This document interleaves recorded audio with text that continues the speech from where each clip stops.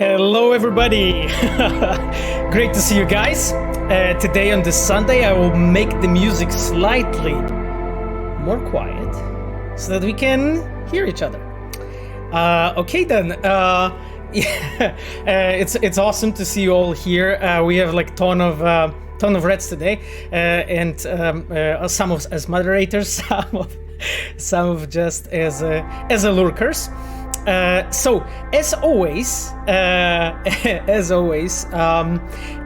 my dear viewers, I will walk you through what the hell is hype train? Okay, it has pugs on it. What I wanted to say is the same as always. So like at first, I'm very, very pleased to see you all here. We have today like bunch of really amazing people with us. First of all, I wanted to greet our moderators. Alicia, she is streaming Gwent, you have her on my recommended streamers. We have also Ayano, who's with us every week. Ayano streaming Destiny 2, same thing, she's in the recommended streamers. We have today also Maciek Repek with us. Maciek is handling our Gwent tournaments, and here I have a shirt representing today. Great to see you, Maciek, here on the stream. And of course we have Sapphire, who's my girlfriend, and it's amazing, she's helping. And good news, guys, I have put Nightbot on a leash, so no more smacking people for fucking nothing. I hope so, you know, and it won't be anymore like this, you know. Yeah, exactly. So Nightbot's on the leash today, and I hope it will be all good this time around. Now, what I wanted to also tell you is that with us we have also like a bunch of Reds that joined us. And there is Michał Brzeźniak with us. Michał is our cinematic designer. We have, of course, Miles with us, who you know very well.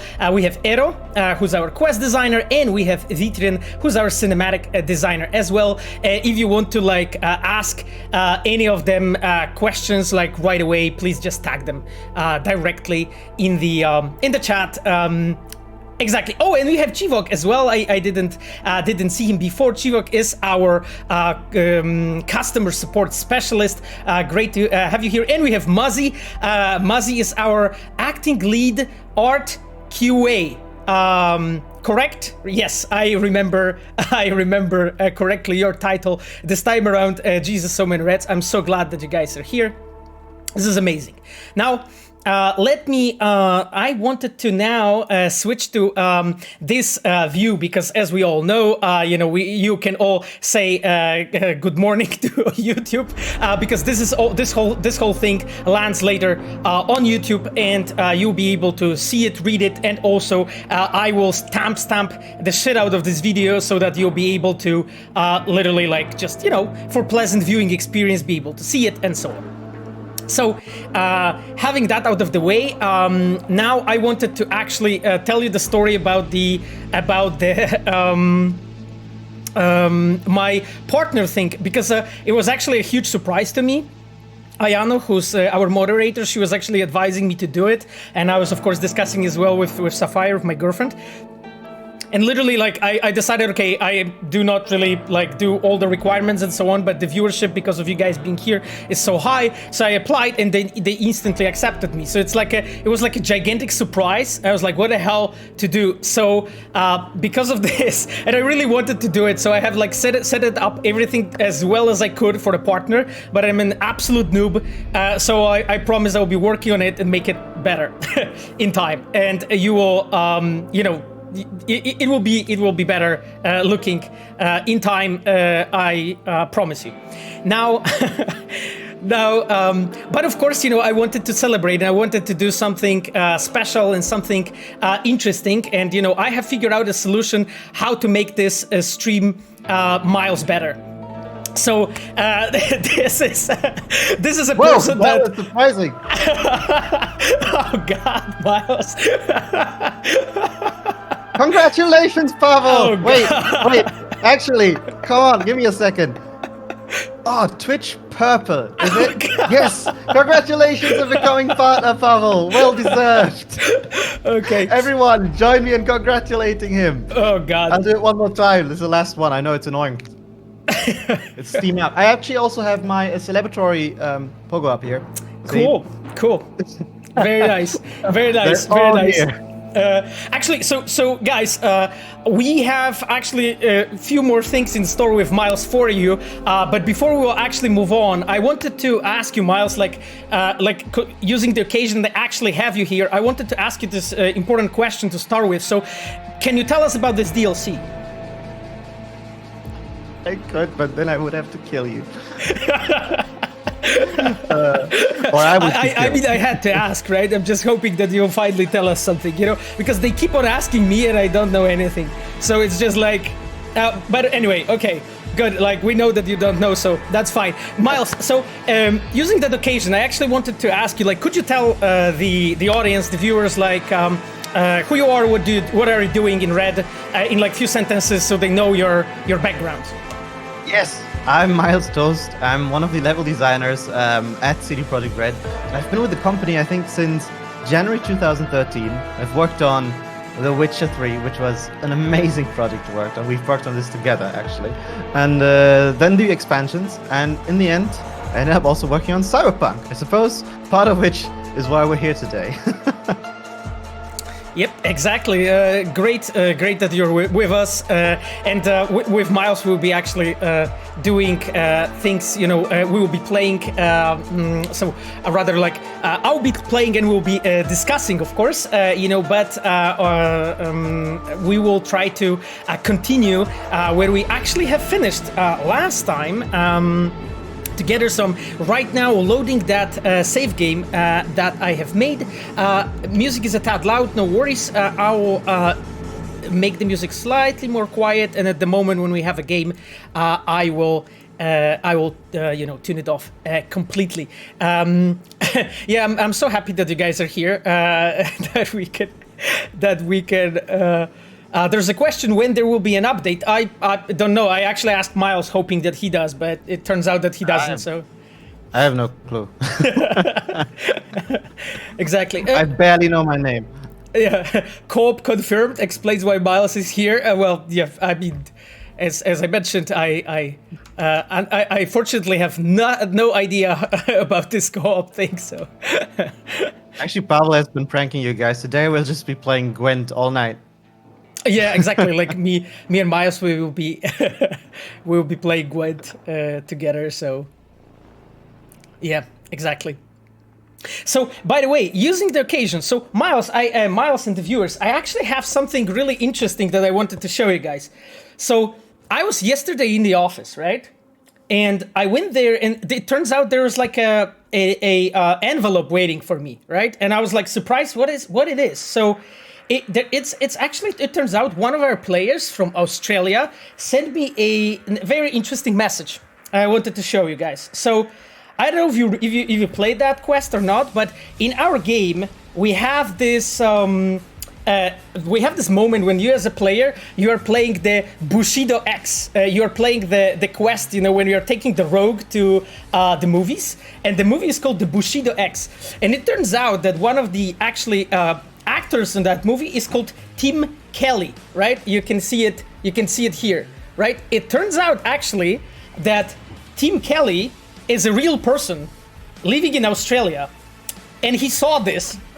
And later in the game, we actually have a conversation, an archived conversation, when Carlos Rubio asks Tim Kelly to sign up the poster.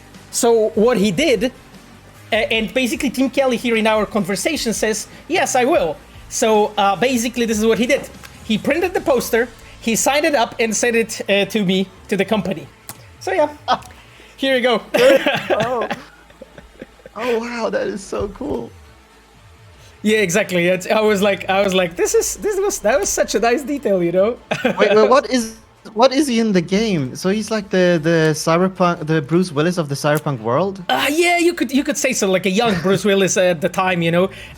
So he's this guy, you know, staring in the Bushido X movie.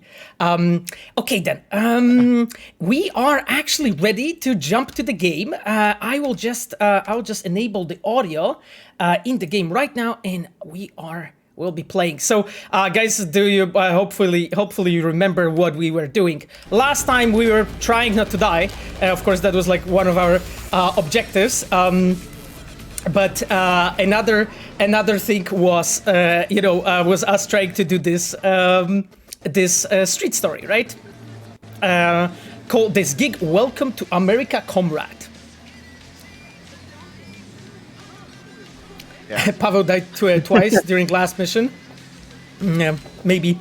Yeah, Miles. So, using the occasion we have you here, what actually could you actually like tell us a bit, you know, about the setup and the location here? Because like when I was last time fighting with it and trying to kill the guy here at the balcony, like felt more or less like a, you know, Dark Souls level.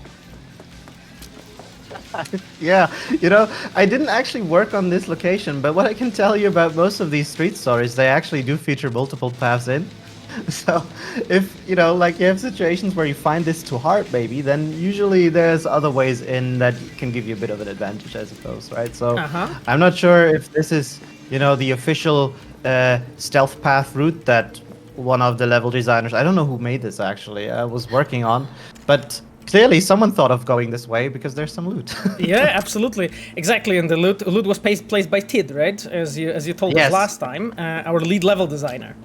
Exactly, he's my lead, and this insane man took it upon himself to place literally every single loot item in the world. Oh god. Or pretty much all of them.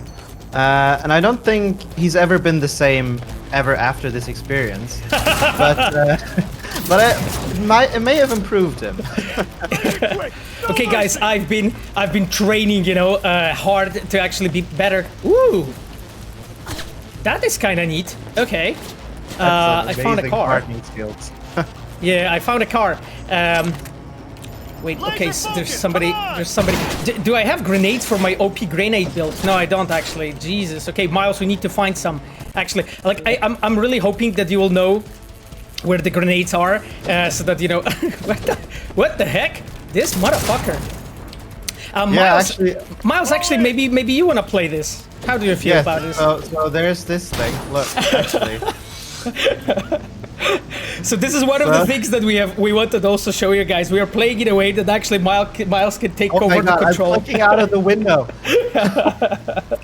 It's not same focus. I messed it up. I wanted to shoot the thing, but it actually unfocused the window. Oh god. All right. Are you there? Okay. Yeah. Wait.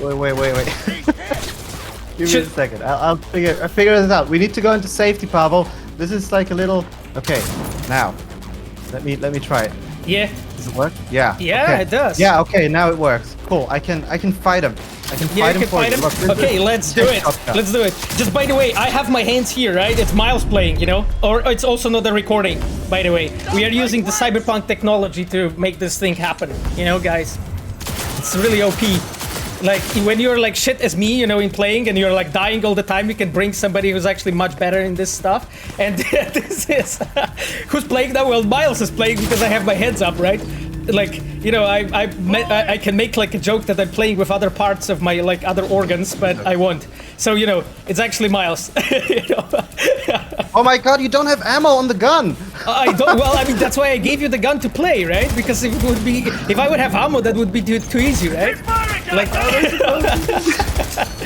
like I can give you like a really OP advice. Yeah, like you need to throw like grenades at them.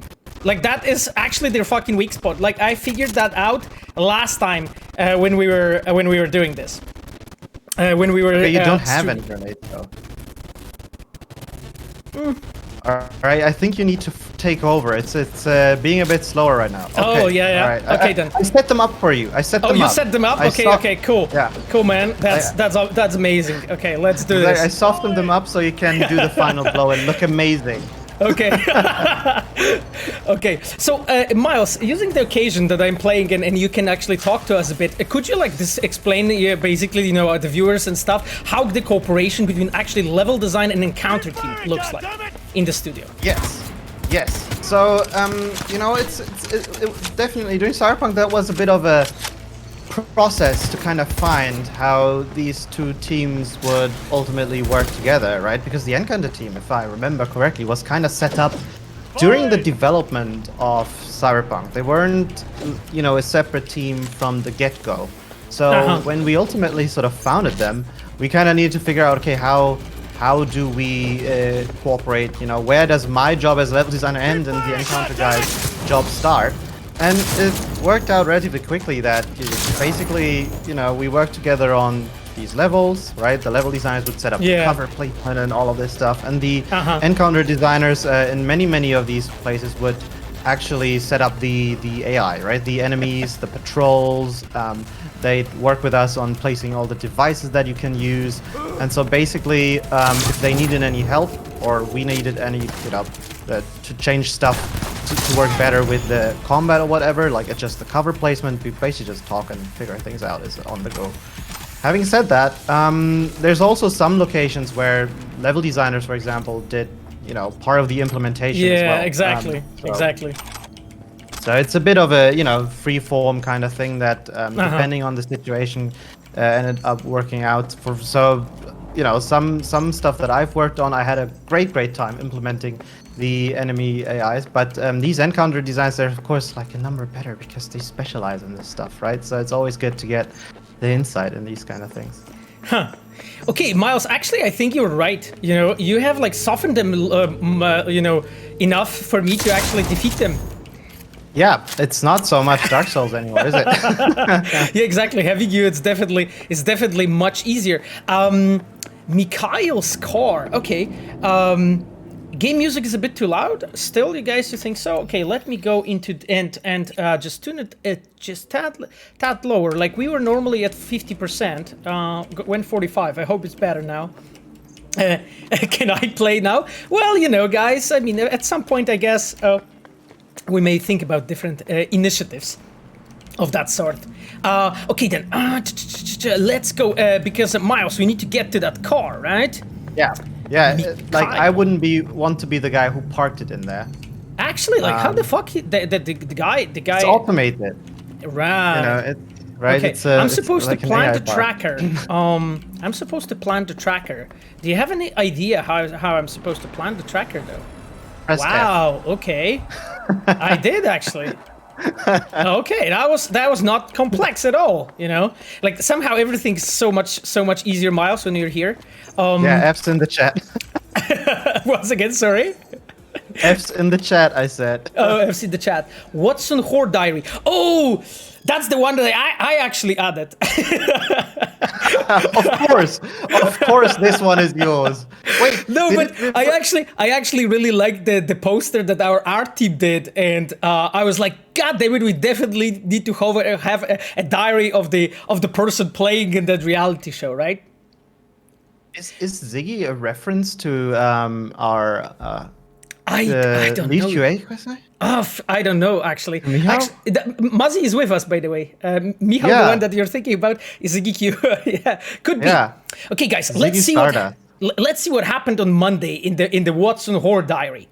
What a fucking world. Finally, I get my ass on Ziggy's show, and right before I walk on stage, a fucking hospital somewhere gets shut up. This dick cancels the show last minute for a special episode about the fucking victims. Who the fuck cares? Is anyone gonna remember them in a week? Did they spend half their fucking career together on that show? Now they just fucking died. I got my ass on stage anyway. Let him know you don't cockblock a goddamn TV messiah, but security fucked up so bad that was strolled, got corrupted, or same shit. Well, a tough life of a BD star, as it seems. Yeah, we need to be careful with angering you as well. We see now how TV stars deal with this shit.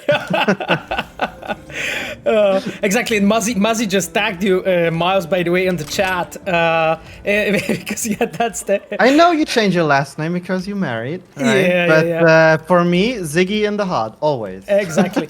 Okay then, let's leave from here. Sorry guys that I was like looking a bit less in the chat, but I wanted to make sure that we have, so that you guys see basically what's the concept of this stream today. So basically we'll be discussing things, and in the moments when there will be things that are more, will make more sense for Miles to discuss, he will do it, and I will play an other way round. Because we are using like a screen share software, actually, that you can see, like my performance is slightly slower than normally, which actually is not good, to be honest, because right now on my one PC there's multiple applications running. When we will see it's slowing down, actually, we'll disable it. Okay, Regina's calling us. This was supposed to be hush-hush, V. No drawing attention. All right, the bug's planted. That's the most important thing. Yeah. Now just pray they don't find it. Gig shut Way to closed. go, Pavel. I remember they told us last time, actually, it's supposed to be like quiet and shit. Well... Yeah, I don't take any responsibility Classic here. I told stealthy you about Sasko. the stealth path. I told you about the stealth path. Gvok asked if I'm running OBS as admin. I'm actually not using OBS. I'm using Twitch Studio. So yeah. Yes, this answer must be enough for you for now. Okay then. Actually, so how are you feeling, Miles? Are we going through the to the afterlife right now? Right? I guess so, right? That was supposed that was supposed to be the plan. You know what? I think that I think I will need to disconnect because this is actually causing the issues right now for us. So just give me a second, guys. I'll need to do this, and I think I'm kicked out. Once again, sorry? I'm being kicked out. Yeah, you're being kicked we were friends, Pavel. Of course, Miles, we are friends. Of course, Miles. Anyway, okay then. Sorry, guys, for this trouble, but it was difficult to test it out with this many people and everybody. Who's the second guy? There's a question. Well, second guy is Miles Tost. Miles is our senior level designer, and he's my guest today. He's working to the project with me. He worked with me on Witcher 3 and on Cyberpunk, and he's a cool dude. Besides that. Ah, thank you. Okay then. Let's actually call the car. Which hopefully will arrive here. Like I'm actually worried that I'll have to reset the game because of the problem with parsec that we had, Miles. Okay, maybe not, guys.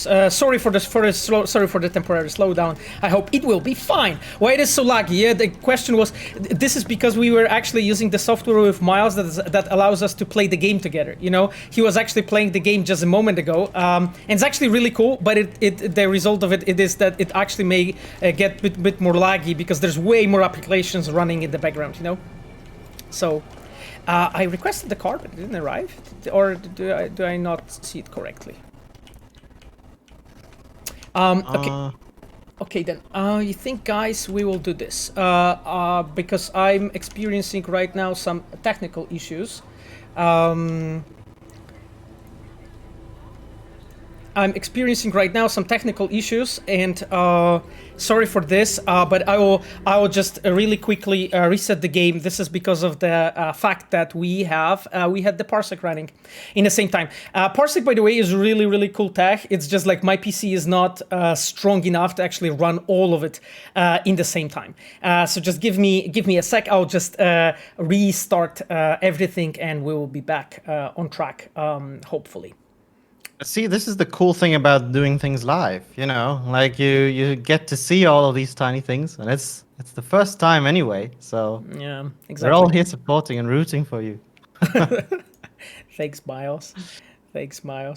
Yeah, maybe run it on Miles' rig. I think actually, Miles, your rig is way more powerful, right? I'm not gonna confirm or deny that. Okay. No, but I only recently upgraded my PC. That was like in November or so. Because it was about time. Like so So I'm really happy with. Exactly. There's a question: how many times have you been to E3 and Gamescom? So Miles, do you want to take this? I don't know. I don't know. It's been a few times. What I can say is that whenever we go, it's usually a lot of fun. It's super exhausting, right? Especially E3 because we live in Europe, so traveling over is not only a lengthy process, but the time difference and the jet lag and everything. And then usually when we're there, we're doing some sort of presentations, right? Like we were doing our E3 presentations of the game in 2018 and 19, I think, and that of course takes a lot of energy because we're doing this all by ourselves, right? Like that's one thing we sort of have been doing, that like the people that present the game are the people who are actually working on it, and that kind of makes it really cool because you get to go there as a little group representing the studio, trying to do everyone back home proud, but at the same time, like it's a metric fuck ton of work. I don't know if I'm even allowed to swear on Sasko's stream here, but I just did. You're absolutely allowed. Don't worry about it. I marked it that it's all for a mature audience, so don't worry. Yeah. No, and I think like we've also been to E3 once together, right? Yeah, we've been to E3 once together. Exactly last year, I think, when we've been presenting the game in 2019. Yes, exactly. Yeah. Exactly. Oh man, that was so good. I remember that was the one with where we were in the Microsoft Theater, right?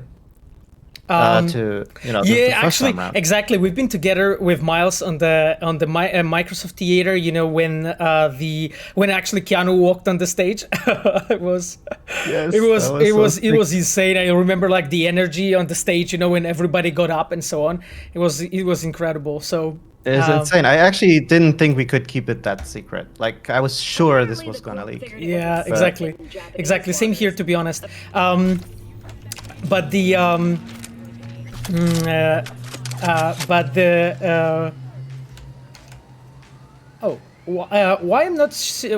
we are not seeing the game? Because you need to set the source from Parsec maybe back to the game. Oh, I don't know.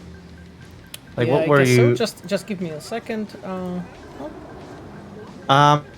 Yeah, but that gives me a chance to also mention that I remember, like, the time we got back from the hotel, right after we landed in LA.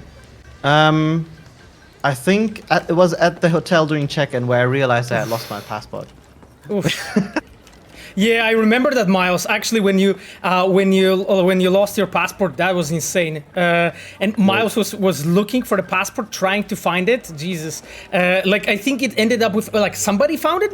How was it actually? Yeah. It ended up at the lost and found. But man, like for the 2 days or so, the day and a half that it was lost, I was a wreck. That was pretty rough, but it ended up working with lots of moral support by yours truly, Sasko.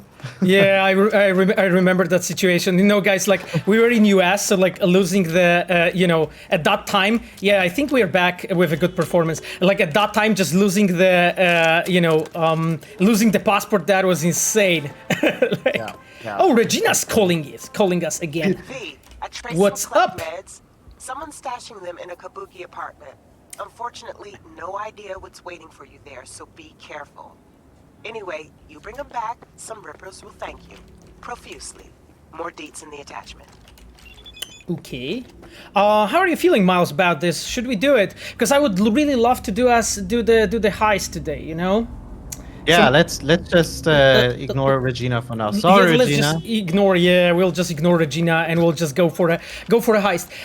There was a question. I think I have the stream set up correctly. Guys, that was the really the parsec, because right now I'm seeing that everything is back to normal. I mean, it's because game has been performing for past 4 streams pretty well. And we had like maybe like 1 or 2 situations when it was like slowing down, but at this point it looks pretty fine.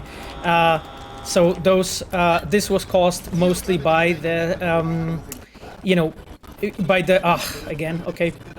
I think by the software to switch control on the game again.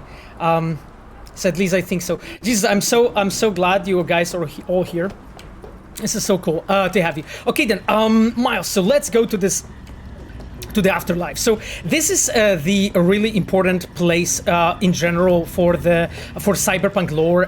This location there, this location. Jesus, I love this place. By the way, just walking back and forth because I just wanted to look at this here. And this commercial just cracks me up. This yeah, this here, like the Afterlife location is extremely important, you know, for cyberpunk lore. Obviously, this is a place where all the mercenaries are, and as we know, like Jackie and V, they really want to go to these major leagues. They want to go to the.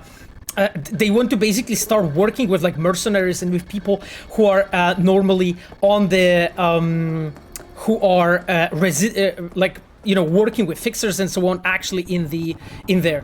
I'm still experiencing the slowdowns, guys. I'm very sorry about this. My rig is not really... Maybe try dropping the settings a bit just for today. It might not look as pretty, but we'll make double up for with in entertainment. So what's your suggestion to drop on the settings? Just, because I was literally at ultra. Yeah. Let's see. It looks fantastic either way. Yeah. Because I was, let me just go on high and I will disable the motion blur. Okay. I think we are good, right? Yeah. Yeah. Cool. Okay. All right. See? Still looks great.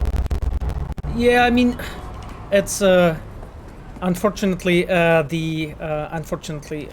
it's not really helping that much. I'm worried.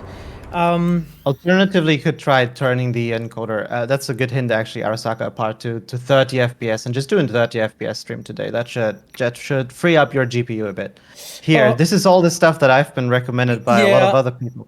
Yeah, but wait, because the maximum, so you're recommending to set it here to 30, basically? No, basically, I suppose you could do that. But I can try this. I can try settings, this basically, and and just like see, you know, how this runs, because honestly, yeah, I think should be better. Okay. Or you say to lock at 60 actually. Okay then. Let's try, guys, to play rather than mess around, and we'll see how it goes. Because you know, I want to make sure that we can have fun together, not you know, mess up with the settings all the time too much. So right now our goal is to go to the Afterlife, as we were just discussing. The CPU is struggling, not the GPU. It could be that CPU is struggling, yeah. But you know, I switched. Would it help to set the encoder settings to 30 FPS, guys? I'm just not sure where to change it. Well, you would need to do that in the Twitch studio settings. Yeah, but I think I need to reset it in that, and I would not want to. Yeah. So let's just move on, okay? Okay. Like if only possible, of course. You know, if it won't be like working too well, then I will, of course, you know, consider this. Okay then. So we are supposed to meet Jackie here. Te vas a enterar mañana. Yo también te quiero, ma. Hey, bro. About time, chica. Let's ask him about his mom. What's new with Senora Wells? You know, she's worried about me. Whatever. Can't help herself, you know? Checking to see if I'm not rotting in some dumpster, like most of the Wells boys. It's really starting to wear on me. The more I tell her everything's okay, the more I feel like I'm straight up lying. But that's done after tomorrow. Afterlife, here we come, baby. Yeah. You can see how excited he is, and this is like one of the tricks we're using actually to build up the hype to build up this whole situation. You know how important it is for Jackie. Now I think we have with us, or at least we had with us, our cinematic designer Michał Brzeźniak, who was working on the scene, and yes, Michał is actually still with us, which is perfect.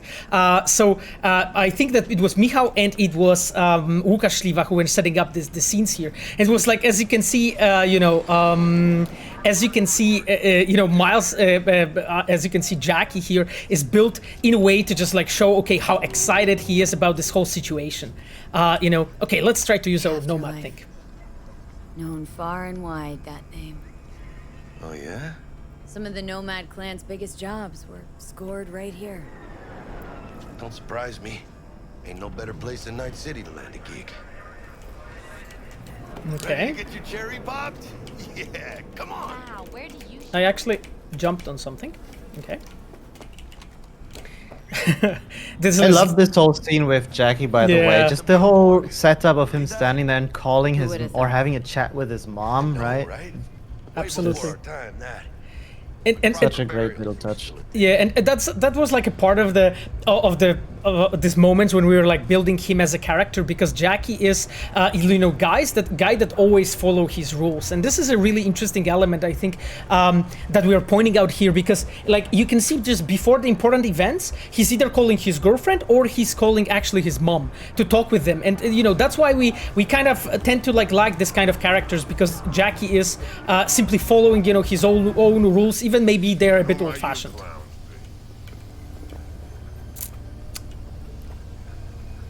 I noticed that the entrance to the Afterlife looks like the entrance to the bar in Akira. Yep, exactly. It actually does. It was a work of our environment artist Kuba Vichnowski, who really wanted to hit this kind of view, and then he worked with Imanol, I believe, and they together build it like this. Okay, Miles. Let's say that we are friends of Dex, right? We're friends of Dexter Deshawn. Yes. He's expecting us. Let's go party again, man. The whole moment of walking up to the afterlife, Yeah. Yeah. like the. All right. Oh man, I don't want to talk Says over he needs dialogue. a Yet I am. second. Go get yourselves drinks or something. Okay. Way ahead of you, viejo. Exactly. Yeah, and the whole entrance here, right? Its whole like purpose is to introduce you, right, to the atmosphere of the place when you're walking here as a player, right? Just like scene by scene, bit by bit, here, all of those, to drag your attention. One of my favorite things with this is really what the audio team did with the positional audio. As you're walking up to it, you hear the damp the muted bass, right, and getting louder, and then the door opens, and it's just like this is probably one of the most annoying thing working on this games during the Corona pandemic, is you get to see all of these clubs and all of that, right? Yeah. And you just want to go out. Okay then. Jesus, I love this place. Like, sorry guys, that I'm just like walking around and so on, and just looking at stuff, but just looks so amazing. Yeah, dude, savor it. I mean, this Just is like like what? one of our oldest ideas locations, right? Like that was Yeah, ever I since remember the beginning. this. Pretty much, we wanted to have the afterlife in there. Yeah, exactly. Do you remember actually this thing, with like actually pulling this off, making sure that they can actually float here in this water and so on? Yeah, there's there's a lot of stuff that goes into making even these things, right? And most players just kind of nice, and just walk past Yeah. it. Just elements like this, right? Show of force. Not Yeah, this is terribly great. I actually also love the community in this entire section, right? Like they're all doing stuff. The guys planning their own missions and all of that. It's Exactly, yeah. very And cool. and you can see like like here when because it was actually like Quest team together with Open World team, like they've been working on like setting those up, just make sure that the atmosphere is grasped here. It just looks so fucking cool. Like There's some like progression here as well, right? As in the Yes, scenes actually actually. progress throughout the game. Yeah, absolutely. Yeah, exactly. Those actually change. You guys. Fixer DLC incoming. Well, I mean, I asked Miles at the very beginning of the stream what's about with this DLC, and unfortunately, Miles doesn't know anything. So yeah, I'll no need idea. to. I'll need to try. Talking to other Reds, maybe they heard something. So You need to explain what DLC means as well. I have no clue what this stands for. exactly, and people who are asking, who that person is, the second person who's with me today, it's Miles Tost, our senior level designer. Woo. Can you feel it, guys? Oof. This song is sort of burned into my brain, and it has like so many good sort of memories with it. Because it would play at the end of all of our presentations. Yeah. Right? good times. God damn it, okay, we can be like just cat jamming here. Oh, by the way, guys, I did this thing that if you type emotes, right, Nightbot will display all the icons from better Twitch TV so that you can use, and there's the cat jam as well. It's perfect for this kind of moments. Okay, let's talk to Claire. Hey. Grab a seat. I'll be inside. Okay, she tells us to grab a seat, so let's go there, actually. Looks like we're up. Oh, wow. See that old lady there? That's Rogue. Best fixer in all of Night City. Woo. Thought Dex Boomer was moment, Pavo. Rogue was lining up jobs when Dex was still shitting in diapers. You know what I always thought was super clever is sort of how you guys use sitting for all of these scenes. Yeah, I mean that's partially questing, but that's mainly cinematic designers. In this case, it's Michał as Brzeźniak and Łukasz Śliwa. I think Michał is with us today, as I mentioned, and they have set this up, you know, to have it like this, so that when you sit down and she passes next to us, so that we can see, and we can see also Wayland, Crispin. Wayland Boa Boa there at the background. It was such a subtle little trick to lock the player into position so you can get these nice shots and details. And, Yeah, exactly. Like Pavel Vitrian, our cinematic designer, wrote on the chat right now, sitting is our most powerful weapon tool for making players see something. Exactly, yeah. it's also the most comfortable. Yeah, exactly. Ozop DLC, please. I'm glad you liked Ozop, though. Okay, let's tell Jackie to pick something for us. 2 tequila old fashions with a splash of cerveza and a chili garnish. Ooh. Duo of Johnny Silverhands coming up. You know, guys, what's actually a really interesting detail about this? When we've been discussing...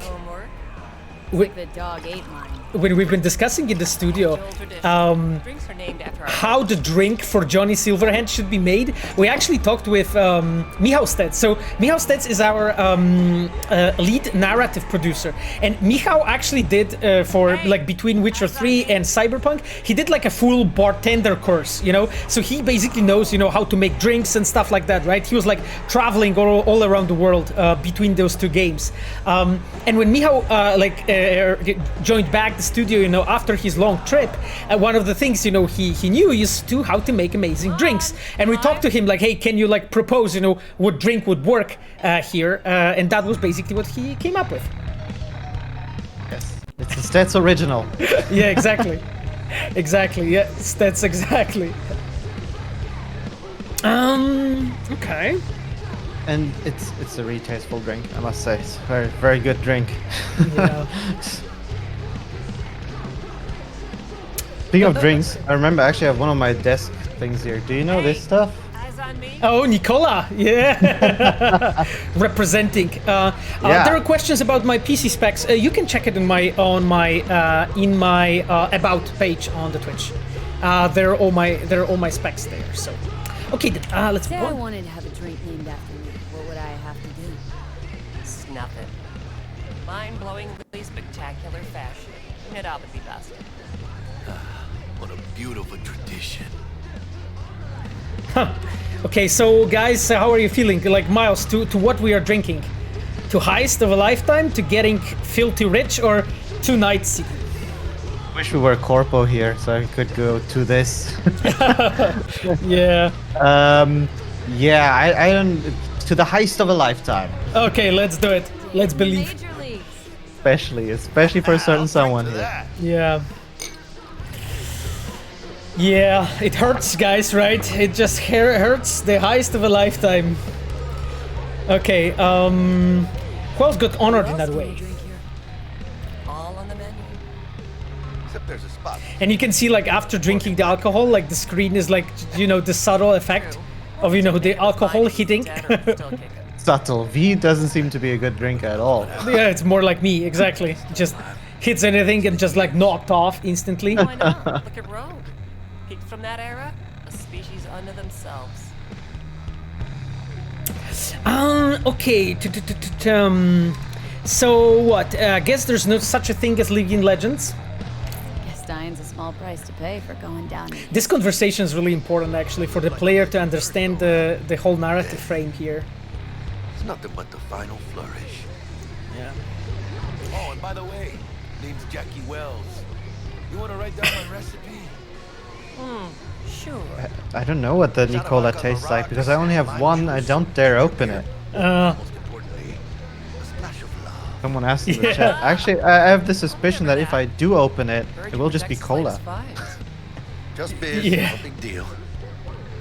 So, like, it was really interesting, you know, that Jackie just asked, you know, for a splash of love. Right? Is that from you? Did you want that to be added? The splash of love? Nah, that was our writers.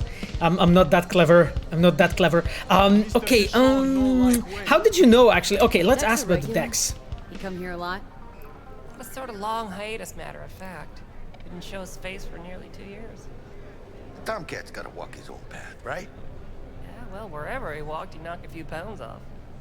Guess they weren't delivering that pizza I mentioned before. Maziel wrote, it tastes like cola but with Nickel, thus the name Nicola. Mouse or keyboard gamepad? Right now I'm on mouse and keyboard because it's easier to stream with, but normally I'm on gamepad actually.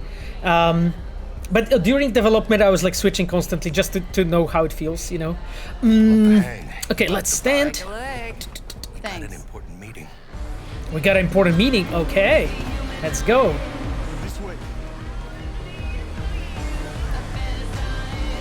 Let's just peek there, okay, guys? Let's just peek there. Whoever designed this quest, it's gonna be all like, oh no. I mean, you know, I was just walking around, you know, and checking things, you know. It's just like, and the quest was designed by Rafał Jankowski. That's the quest designer of it. You know what's always cool is like Rogue mentioning the like Germany, for example, not only because I am from Germany, but generally the little shout outs to other countries in the world, right? Sort of pulling, you know, making the world feel larger. Exactly. Yeah, that's a really interesting like trick, I would say, that our writing team is using very often to just like make sure that we mention also like other parts of the world to just like make the player feel that the world is big, you know, and especially like on the lower side, you know, that everything is like kind of thought through. Sapphire Road, when Nina Kravitz mentions Glasgow. Yeah, exactly. Like because Sapphire is from Glasgow, by the way. So you probably you may know that. Germany DLC confirmed. Cold hard eddies as per usual. All the DLCs, they're all whatever you think of. It's all confirmed now. We'll do it all. Yeah. It's a really interesting thing here. Like you walk in and as a player, right, you expect, okay, this meeting spot, right, and it's like so atmospheric that here in the Afterlife they actually have this like you know, soundproof capsule built in the center to just like make sure that as a player you can like walk in and just like see the atmosphere and like understand, you know, how the deals are made here. And as you see, like as a designers, we have like sort of like deliberately build it like this to just like give you as a player like lots of different options to like see things and so on and like understand, you know, how this world works and so on. Well, if it ain't Miss V. Whole family in one place. Ha! Kirkis, we just put Berlin Kreuzberg and that would be it. Flathead. Let's see this bad boy. One thing I wanted to ask you guys, like right now when we'll be playing, just take a look at the behavior of Jackie here, because it's a really, really interesting detail the way it's actually put together here. Okay, let's put the thing in. It actually. Set your butts down comfy. Okay. Like, look at look at the Jackie's behavior, right? He arrived, he like sits down, tries to take as much space as he can, even looking a bit artificial, but he tries to pretend he's actually like a big shot, right? He tries to pretend that he's like taking space, you know, he is the one that, you know, will be talking with them on a sort of equal terms, which is not really true, right? And you can see that Dex, who's like completely self-confident and so on, he's sitting in a bit more like a loose pose, I would say. He's just way more relaxed because he knows that he's the one actually having all the cards here. And it's just like, I just love the fact that our cinematic designers are thinking about like details like this to just make sure that as a player, you can like start and read that behavior. Let's sit down. Sweet booth. It's soundproof? Jackie. Now, Mr. Wells is right. We're gonna be going over some sensitive material. But if it's all right with y'all, I'd like to start with a question for Miss V. Evelyn Parker. Ooh. Fair. So guys, do you remember the discussion that we had with Evelyn actually? Okay. Let's just thank for the your help scavs. back at the scav hunt. A few Reapers less in the city. Good thing. City Hall should be fucking thanking us.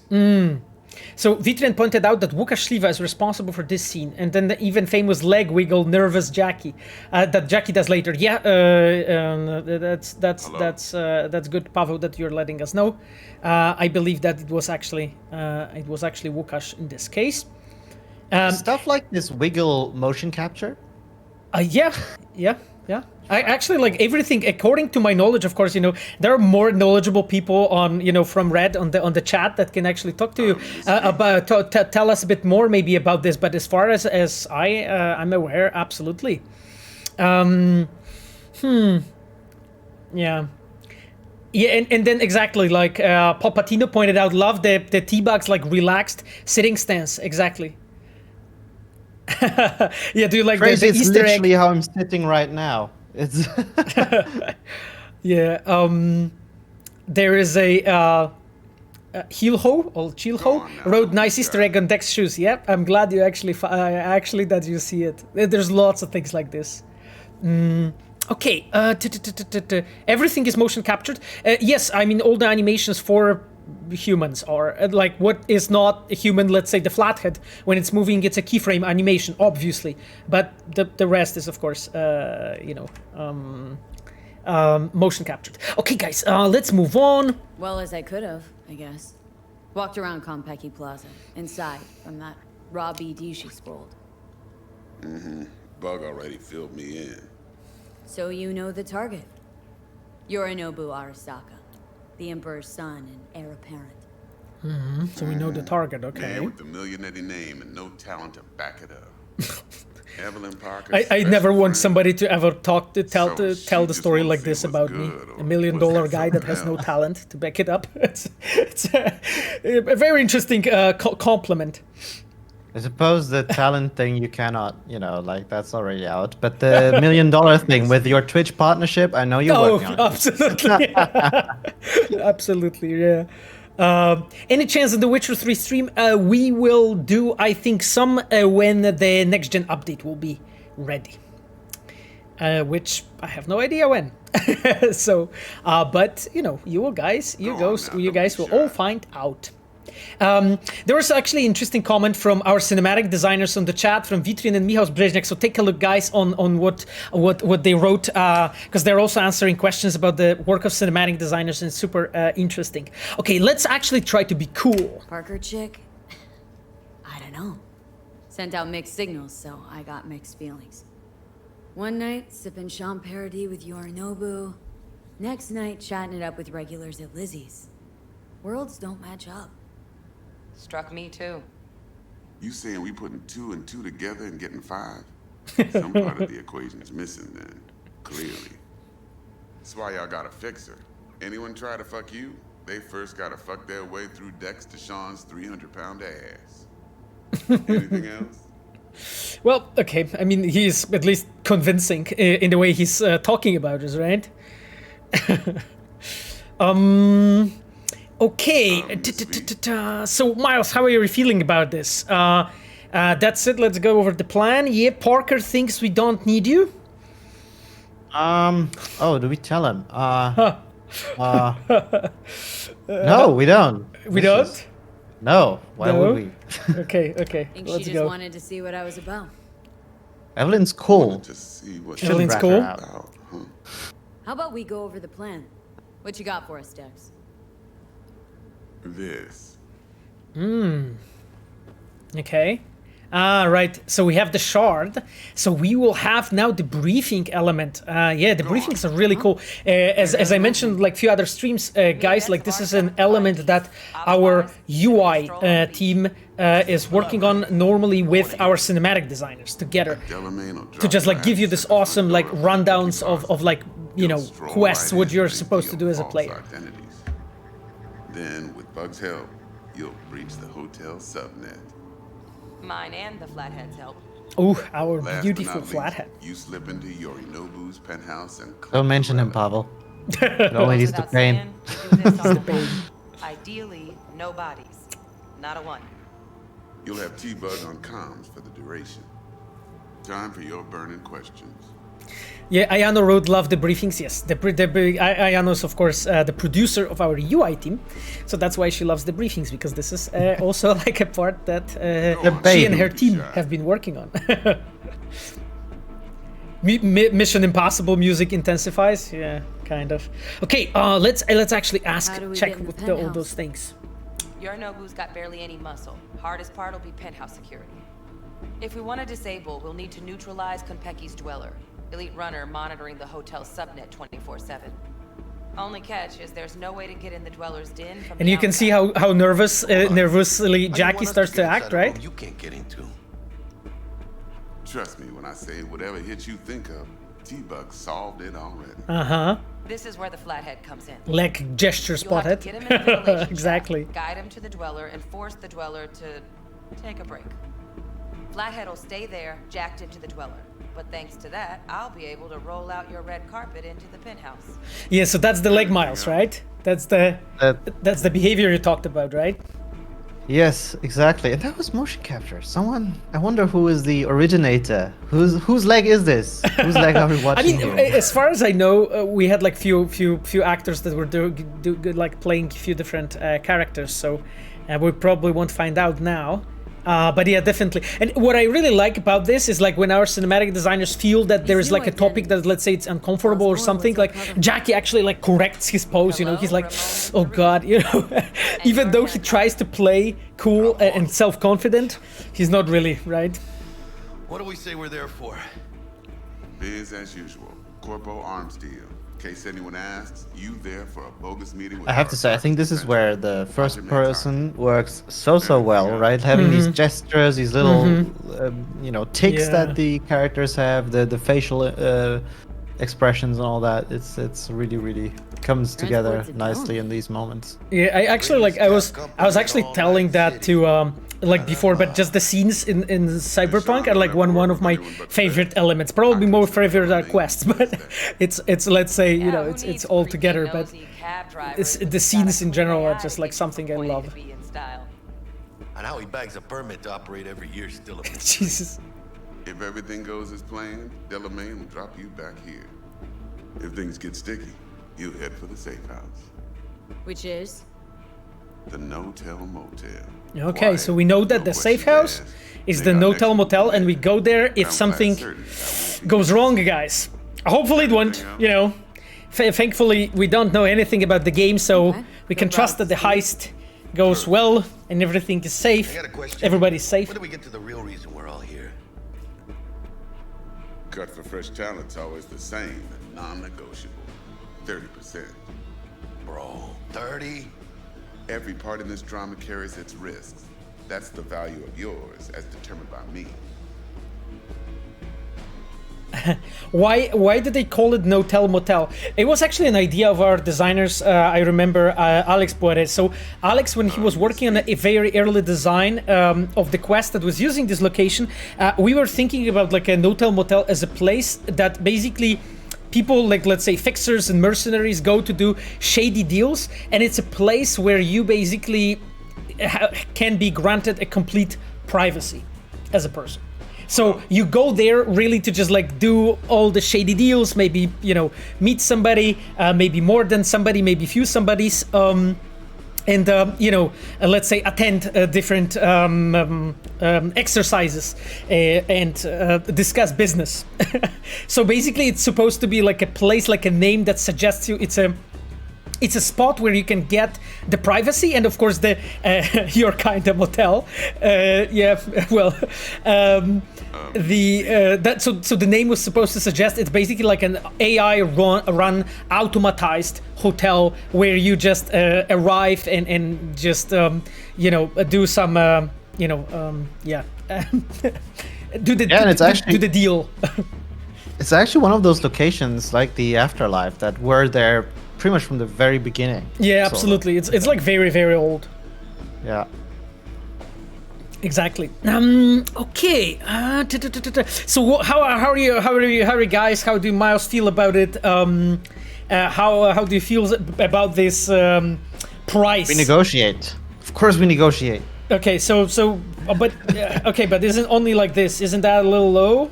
Or we tell? Okay, let's try. Dex. Isn't that a little low? Hey, hold on, Holmes. Who got the Flathead? Who pulled the intel from the brain dance? And we're going in a hotel full of soccer men to swipe some fucking toy from the boss's son. We are the job. And who's providing transport? A top-tier netrunner and a lead-proof plan and intel? You sure you want to go down this road? There is a question: any altered carbon Easter eggs in Cyberpunk? Well, there was just a question about No-Tell Motel, right? And what did I say? Did it say AI run motel? So actually, I could say yes. There are some. I can actually add some trivia here. It's not something that we're playing today, but maybe I can be back when you get to that point, Pavel. But Clouds is in part inspired from a moment in Altered Carbon Season 1. Exactly. Yeah. Exactly. Okay then.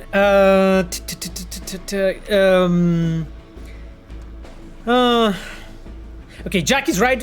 We want more. Miles, how are you feeling? Jack is right. We want more. No, we want more. Yeah. Yeah, always we're trying. more. Okay. Jack's right, Dex. We gotta get. What he's gonna do? Fire us? I mean, We deserve. come on, Dex. Yeah. Jack is always right. That's my final offer. I can live See, with that. there we go. It's my final offer too. Been a It's while my since I final worked offer, with too. my editors. Actually, kind of fun. Last thing, Konpeki's got a strict no-iron policy. Security gates, the works. So you dogs will leave your lead spitters in the ride. Take the Flathead inside in its case. Got some deft suits, so you'll look the part too. Slightly Sweet. TV is asking what's my favorite location, but I suppose I can extend that question to you as well, All Pavel. depends how Miss Oh, Parker just avails herself of first, the like, role. you tell us what's your favorite location. I'm actually curious to That's find cheating. What do we do? Oh, there's so many cool ones. I think my favorite, just vibe-wise, must be definitely Totentanz is way up there. It's way up there. But as a level designer, picking your favorite location is kind of like trying to pick your favorite child. So Yeah. it's really, really difficult. Of course, you know, like I'm quite fond of the locations that I got to work on. So the Clouds, the XPD studio, the mall. But I think one of the locations which I didn't start working on from the beginning, but I inherited, which I really loved in the end how it turned out though, is the parade location. Oh, right. Okay. Everything we hear is Yeah, hopefully we'll play it soon. Marcus, So You and Dex, both philosophizers. there was Wait, a what's question. yours then? What's mine? I think it will be Totentanz. I think it will be Totentanz. But honestly, like I also love Carrie's Villa. Like that's the location I spent so much time with Javier, who's the environment artist who built that. So yeah, there was also a question actually from somebody regarding the tarot cards in our game. Can we get them to the shop? Actually, guys, I don't know if you saw it, but I think they're in the shop since last week. In our red gear shop, I think first 3 cards. So there's Fu, which is V, and like 2 other, I think Def, something else. So yeah. EU only though. Oh, okay. I actually don't know, to be honest. Like regarding the delivery to different places in the world. Ugh, I'm not the best person to ask. You just guys need to check in the shop then, you know. Have you read the Dark Horse Cyberpunk comic book? Absolutely, I fucking loved that. Like that was just oof. Like the action there and story was so well told. I love it. And I also bought the Trauma Team figurine. You know, I have it on my terrace. When I have a full setup, I will actually tweet the setup that I did for it, so that guys will be able to see it. They have it outside? Well, my terrace is partially covered by glass, so not really. Oh. But yeah, I have a lot of plants there. Yeah. but yes, so I absolutely love this comic book. If you guys didn't read it, it's really, really, really awesome. Anyway, okay, no more questions. Let's go. Like we talked through the whole plan, but we kinda know it. I think, right? I'm good. No questions. Let's get to work. Let's get to work. Okay. Good up. You ready to get going or what? Yeah, I guess we are. Are we going, Miles? Yes, right? Yeah. Let's steal roll. some No point in waiting. stuff. Let's steal some stuff. I'm sure this will go out fine. This worked out just fine. We're well prepared after all. Yeah, exactly. Oof, like we have a bit of a performance issue again today, just because of we were using Parsec before with Miles. We are experiencing some problems, and I have more applications running today. But I hope that everything will be. No, it's back to normal. Okay. Yeah, these are tiny growing pains. These will go away over time. Yeah, I hope so. I mean, because last 4 streams it was all fine. So. Oh yeah. What about that time I wanted to hire you for my cousin's bachelor party? Guys are saying that a new garage and so on. Oh, good to see you, Shal. Shal is actually as well a member of a Red family. Really great to have you with us. And she also has a diamond icon, and she's also a streamer, by the way. Please proceed to connect your personal links. Oof. Okay. So we can like jack in, and this is, by the way, a very important character in the Cyberpunk universe, like Delamain, right? Like you guys probably know him already. It's it's our AI vehicle, right? So let's jack in. Whoop. Okay. Connected. Thank you. Excelsior package activated. Huh. Excelsior? Oh, this just keeps getting better. Oof. Okay, guys, let's ask whether Delamain is a future Tesla. Who knows? Okay, let's look. Excelsior package. What's Excelsior. that? The Excelsior is a package tailored to our premium clientele. Ooh, that we are a premium clientele. You know. How are you feeling about this, Miles? I'm feeling great. You brought everything out for this partnership celebration stream. You got the expensive Excelsior package. You know, you got me the Nicola. Yeah, I just hope that Jackie's also will be also happy about the celebration today. This is broken. You know what else is? My tea. Oops. Yeah. Okay. Combat mode sounds illegal. Package. What else does it include? Excelsior. What else is included? Comprehensive health coverage, including the handling and disposal of a client's remains should death occur on board. Why the destination is already set up for the No-Tell Motel? That's the plan, right? Yeah, exactly. The plan is basically like when something goes wrong, like he knows to switch there, right? So that's basically what is supposed to happen. But it's a interesting like foreshadowing, right? Like, okay, the destination's already there, and as a player you might feel like,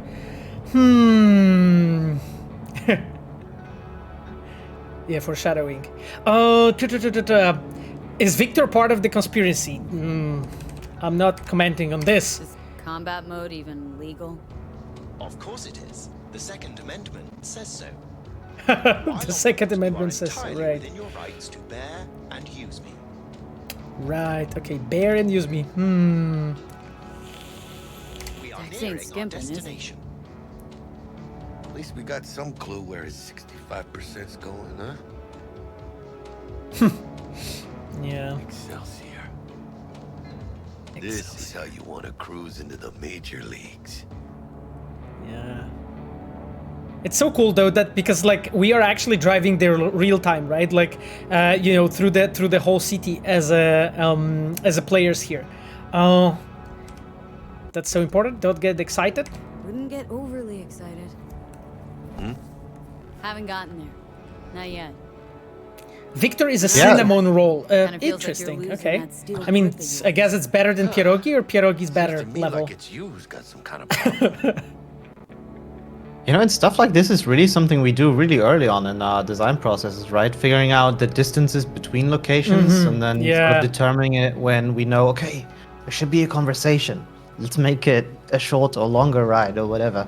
Yeah, absolutely. Like we even have like during our pipeline, we even have this like moments when we actually test it out and like check, okay, how long it takes to, you know, to get like from this certain spot to that spot and so on. So absolutely. Okay.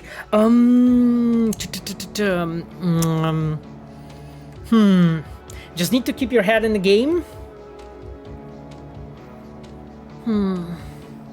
Okay, let's Need you to go keep with your this. head clear and in the game.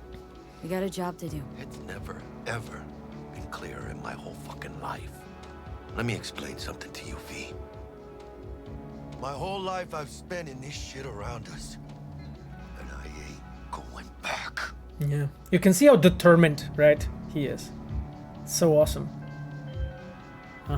Okay, that's the bag. Let's pick it up. Hey, how's things?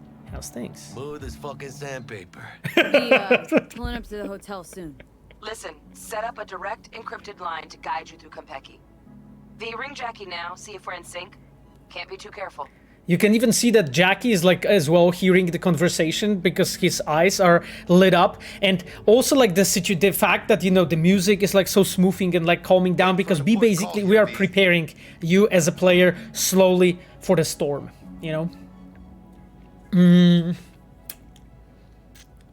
Okay, let's just get in sync, all of us together. Got static. Say something, Bug. The greatest crimes issue from a desire for excess and not from necessity. Yeah. What now? Aristotle. Yeah, she's tweeting. Yes, read She's tweeting. She's Yeah, quoting me too. Aristotle. Not so I want much. more Aristotle. Although it was Yeah, kind of exactly. exciting. Could give it some thought. Try to understand. How about you, V? I wonder, I wish we had like metrics on who picked exactly what choice here. Like, I can't imagine there's anyone who, you know, if given the chance, wouldn't pick that line. Yeah. I want more Aristotle. Fuck off, both. Yeah. Okay? Tech checks out, looks like. Será mejor que sí. Fucking better. Stay in touch. Okay. Thank you for choosing the Delamain service, and best of luck. Oh, thank you. I shall await here for your return. Excellent. Finally happening. Yeah. Almost Jack. forgot. No iron, huh? Okay, let's leave the weapon, right? And as you can see, just the design and everything here is planned out in a way that we transport the player here to this space, and basically we just make sure that, okay, you just need to put your guns down, you know, to the weapon compartment and so on, so that as a player, you know, you can like role play when you're like in the Konpeki. Okay, let's get out.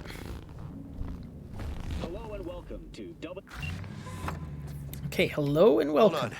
Let me grab the flathead. Yeah, and this is so awesome actually that you can see him doing this. You know, that he actually does this like real time, opens the thing, you know, gets the package out. This is so awesome. Like it just always makes me impressed, you know, that he's like handling it like real time and stuff. Okay, see you, Delamain. We're out front, Bug. Wow, Remember, yeah, this reservations location in your turned name, out like Ramon. just visually You're so there to meet impressive. Hajime It's so Taki, cool. Military Tech Yeah. Department. I just Papers are for the love Flathead. the combination of different styles here, and man, it came so far. Like I remember working on the very first iterations of the Arasaka Hotel is what we actually just called it. Yeah. And it went through so many changes. It's Exactly. absolutely crazy. Yeah.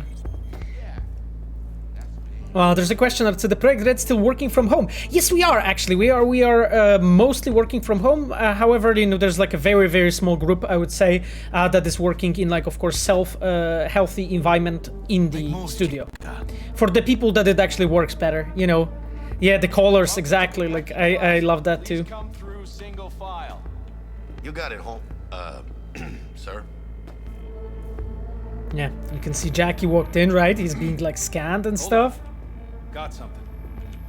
Care to explain why you're bringing military equipment onto the premises into Konpeki Plaza? Okay, let's just play our role. We're arms dealers. Excuse me? Look at that handsome Chumbas. Who are you referring to? I hope Jackie and V. Accept my apologies for the confusion.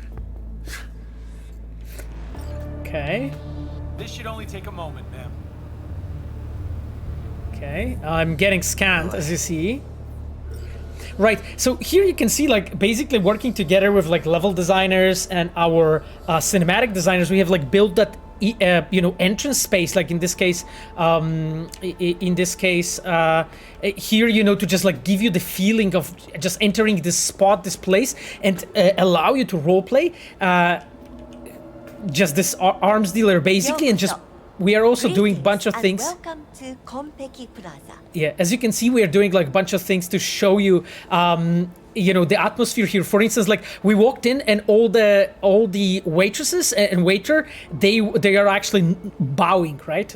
So like we are going with it like here, using this like Asian tradition in a way here, and a lot of architecture here is also like inspired by this. Actually, like I remember, Miles, did you see this video of our like environment artist talking to this like famous Japanese architect about like this just Konpeki Plaza in general? It was really intriguing video. You can find it on YouTube, by the way. Oh, I didn't actually see it. But one thing that blows my mind with this particular lobby is that it's not the very first version that we made, but I remember blocking out this section. And I have the biggest respect for our kick-ass environment artists on this. It's like this whole hotel was a collaboration of Krzysztof Olbowski, Timur, and Javier Pinto, who we've mentioned before, right? And I remember on my 3D block out, it's just like gray boxes and shit. And I actually placed just some random shape on the ceiling. And they actually took that and kept it and just turned it into this amazing geometrical form, and it made it look cool. So that's great. I didn't know all of that together is we had like the huge lobby as well, right, which underwent so many different variations, but the overall shape kind of ended up staying the same, which is mega awesome. Okay, let's move on with checking in. Check in. Of course. Just a moment, please. So here, as you can see, like looking at the appearance of the characters, we went with extremely distinctive features here. When you can see like that they have this golden skin and so on. There's like kind of a purple-looking suits. And notify Taki-san of your arrival. Shit, no good. Not part of the plan. Talk her up, V. This is fashion designers at work. Necessary. We'll go freshen up first. Notify him ourselves. But Taki-san is expecting you, no? And here, as you can see, like it's like a very typical like storytelling trick. 18 hours from New Barcelona, with a delay on Medikey because some cyber psycho blew himself into bits inside the terminal. Yeah, you can see here that we as a designers, we are like throwing obstacles on your path to just like make sure it doesn't feel too smooth, that it feels like, okay, there's like lots of different things that happened on the way. So that not everything goes according to the plan, because otherwise it doesn't feel right, Okay, let's place the hand on the panel to get us scanned. There's also like a little life path role-playing thing here, right? Thank you. You can, if you're a corpo, you can sort of be like the meanest asshole to this poor receptionist. And solve the situation that way, right? Barcelona, really? It's called improvising. I remember playing that once and I felt so bad after. Yeah, exactly. Like, but that's the thing. It's just like the way it's done. It's intentionally, you know. So because you as a player, if you have the corpo background, like if you arrive here, what do you expect? Well, you expect actually the have more options as a corpo. So that's why you basically have the possibility to just act as an asshole. The one and only. Wow. Okay. How were you able to seduce the world's most expensive This stuff I model? find really cool. I know in a bit there's also these two Russians on the second floor, right? I Oh think those yeah. has We them will soon, get there. right? Yeah. We'll get there. And you know, one thing that blows my mind, because I don't really have any involvement with this as a level designer, right? This is all on the open world designers and our story teams to make these kind of connections. But I realized only later when I was playing the game that these two NPCs actually reappear in some gigs later. Yeah, they do. They do actually. Yes, I think in this case it's quest designer and writer and open world designer working together to just like make sure, you know, that the world feels cohesive and so on in that way. I love the way how this whole place is built, because it's a really cool, like, I think this whole lobby is an excellent example, Miles, of I think like a great kind of a level design in a way, because this is like for me it's aesthetic, but in the same time, because it's like bulky and so on, those are like natural covers, right? Yeah, this was so difficult to get done because we always knew kind of this lobby was supposed to be a combat space as well. When you shoot your way out, right? And kind of marrying the whole, it should look great and it should look artsy and it'd be really fancy with, you know, but it also needs to play nice and fulfill the requirements of a combat space, allow the player to stealth through and all of that stuff. That took us a long time to figure out. Yeah, exactly. And there's way more spaces like this in Konpeki specifically. People, you're asking about combat, but you realize that's Pavel playing here, right? Yeah, he's gonna blow this place up before we leave, I'm sure. I mean, at the very beginning, we actually intended with Miles to do it like this, and we even did, because I don't know if all of us have been, all of you have been with us when we started playing. So. Actually, we did it in a way that Miles took over and he was playing a bit, and then I. But because of that, because I'm streaming, I'm playing the game and streaming and using the call with Miles and all additional software on the same PC. Basically, when we added Parsec on top of it, it was barely handling it. So that's why we had to turn it off. Actually, so for now I will be only playing. But I'll do my best. I promise. Miles is gonna be narrating and laughing his ass off of me. Live commentary. We'll do it like an esports match. Okay, let's just look around, right, guys? Because we just please check out the bar. Yes, that's exactly what I'm planning to do. Hello, I'm gonna check out the bar. I have a hunch you come here for a reason. I'm not quite sure why. Nah. But They have 20 late model. But you know what I just realized? What is also so cool about this in the prologue is this is the first moment you actually get to witness corpo live if you haven't been a corpo live. Absolutely, right? yeah, absolutely. That's one of the reasons. Like I remember discussing it with Rafał Jankowski, the quest designer of this quest. You know, it was like important for us to add this thing here. You know, to also make it like alive and special. So then as a player, I can go here and like listen to all those chats and so on. And that's why like each of them is like about something slightly different, and you can see all the appearances like hand-picked and so on.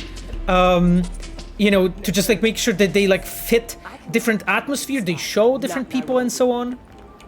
Yeah, and that was also like the idea behind the location, right? Before that, you're in the scavenger's den in the very beginning, right? You go to the Afterlife, the meat factory with the maelstormers, and then like this is the first time you actually see proper corpo architecture. Oh wow, Mr. Kojima. What happened? This is not Mr. Kojima. Oh, it's not. Okay. I was actually under the impression that it might be. Oh. No, if you scan him, it says it's Hideyoshi Oshima or something. I think. Oh, right. The famous brain dance. Yeah, sorry, I messed up. Yeah. I messed up. Yeah, you're right, Miles. Okay. Yeah, that's good. He has a cool jacket, I know though. I think they get confused often. This probably happens a lot. They get confused often, okay. Yeah. I really love, the live translation feature that we have. Actually, this is so cool. Oh, we can say hi to Oshima? Hey. Hi. Yes. He has actually a couple of lines. Hey. Huh. Okay, do we know his work, actually? Yeah, he's the director of some very famous brain dances. Yeah, some of which I'm not sure are, we are allowed to talk about on the stream here because they're not really, they're R-rated. Yeah, like a Death Standing and things like this. Yeah, the R-rated brain dances. I heard about this. Life Stranding. Yeah, Life Stranding, Death Standing, something along those lines. But it's a very famous. Hey. Hi. He's known for pushing boundaries, for sure. Yeah, absolutely. And he actually even asked if I brought him a pitch. I need to discuss with him my idea for my dildo thriller that I really always wanted to do. Okay. So this time, next time around, actually I had a chance, to talk to Mr. Oshima when he was in our office, and it was really interesting talk because I have shown him basically the inside of Cyberpunk game, how the quest graph is constructed, and we talked a bit about the quest tools and so on, because this is visual scripting, and of course somebody as experienced as Mr. Oshima is definitely he definitely knew how those things are used. Okay then, but guys, I'll talk to you about what was that? Wow, okay, interesting. I'll talk to you guys more about my dildo thriller pitch later. So see you, Mr. Oshima. A huge pleasure to have you here. Thank you, Miles, for pointing it out to me. When I say heads are gonna roll, I don't No mean problem. That's what I'm here for. I'm just here to point out your mistakes, Pavel. Right. Good, because this affects them too. It'll slap everyone in the face. No, you can actually talk. What's gonna slap everyone? You want to know what a bearer of bad news looks like? What's 400 yards long, weighs 100,000 tons, and is nuclear powered? The answer's docked in the bay. Okay. Aniko Arasaka decided to take a little vacation. And you can see that even through these small chats and so on, we are building world and the characters that we're going to meet later. Sorry. Sure, but any later will be too late. Okay. I'm gonna get some sleep. Interesting. Okay. Evening. Good evening. What can I get you, baby? Are you guys feeling like something? Okay. Because we are a nomad, we have additional line. You always this forward? Suckled it out of my mom's very breast. 50% protein, the other half pure high-octane choo-choo. What? She had wind and dust in her hair, so to speak. Belonged to the Alcaldos before the bombs began falling. Her final words, wherever you go, whatever you do, be yourself, David. And so I ended up here. Still no one but myself.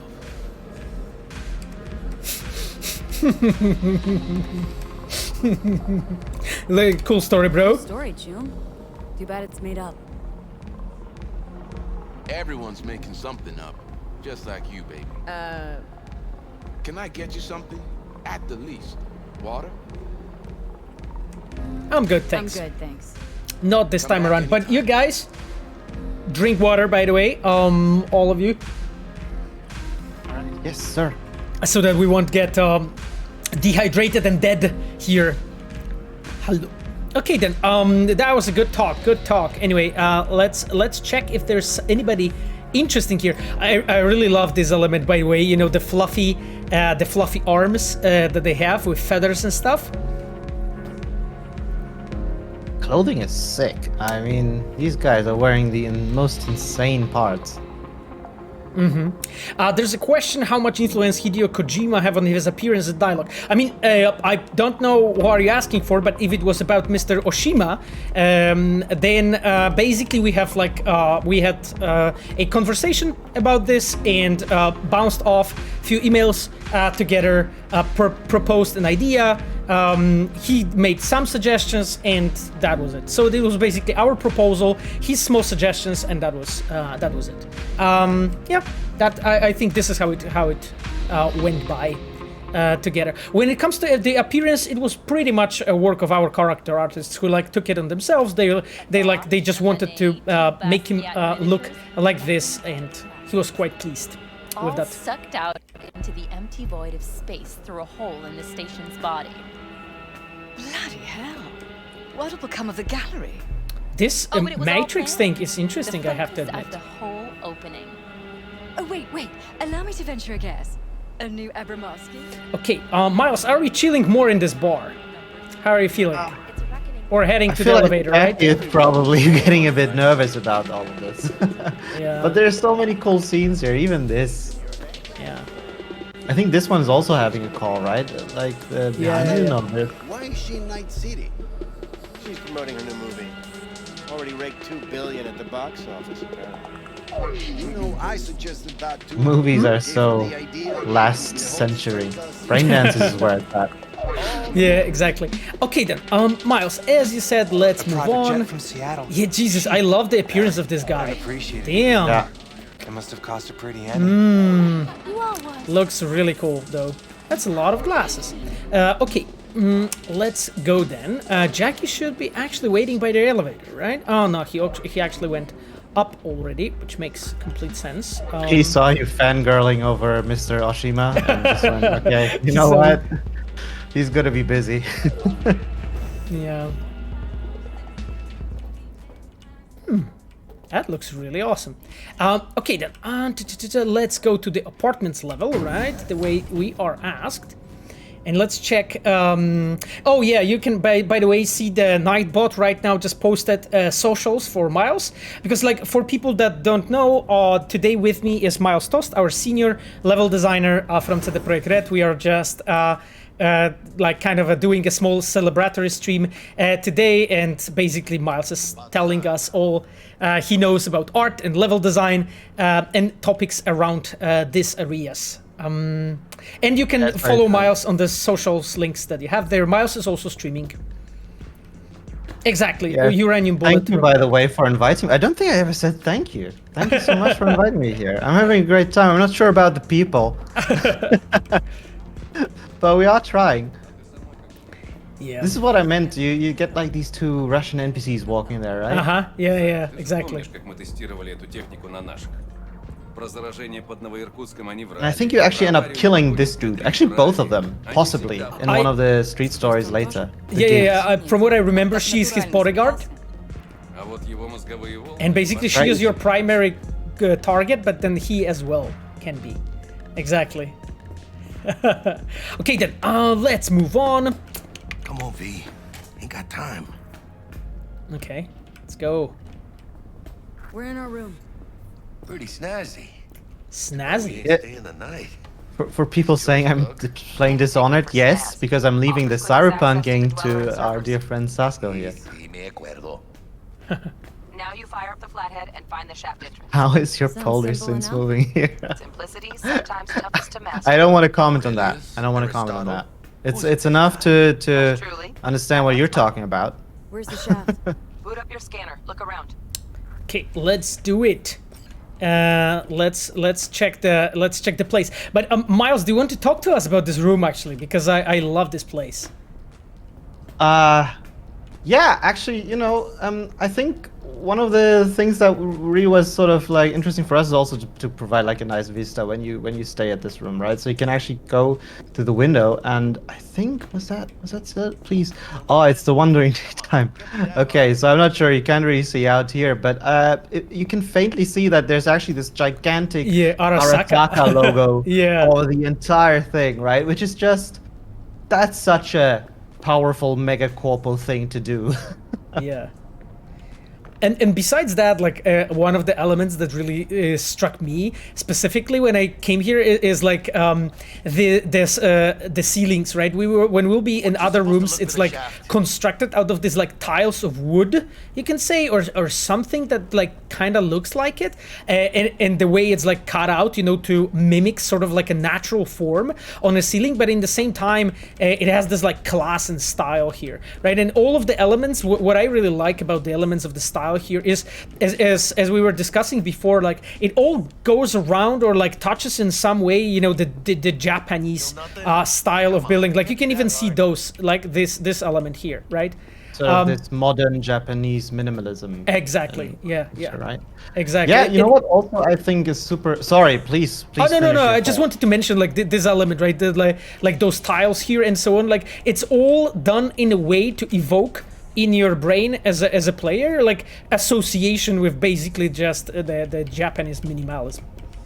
Yeah, and I think this sort of style was something that we really quickly settled on. It didn't take too much to kind of, you know, figure out. Of course, we had like lots of real life world references, but one thing that I also want to point out, which I think is super cool, sort of like subtle world building, is that if you look at the material that a lot of the stuff here is being built out of, you'll notice that it's actually built out of wood. Right? And wood, I mean, is also increasingly in our world, real, you know, actual wood is getting more and more of a fancy material. But here in the cyberpunk world, like having something made out of real wood is actually mega expensive, right? Because trees, not so much of a, you know, widespread thing in 2077, at least in this alternative.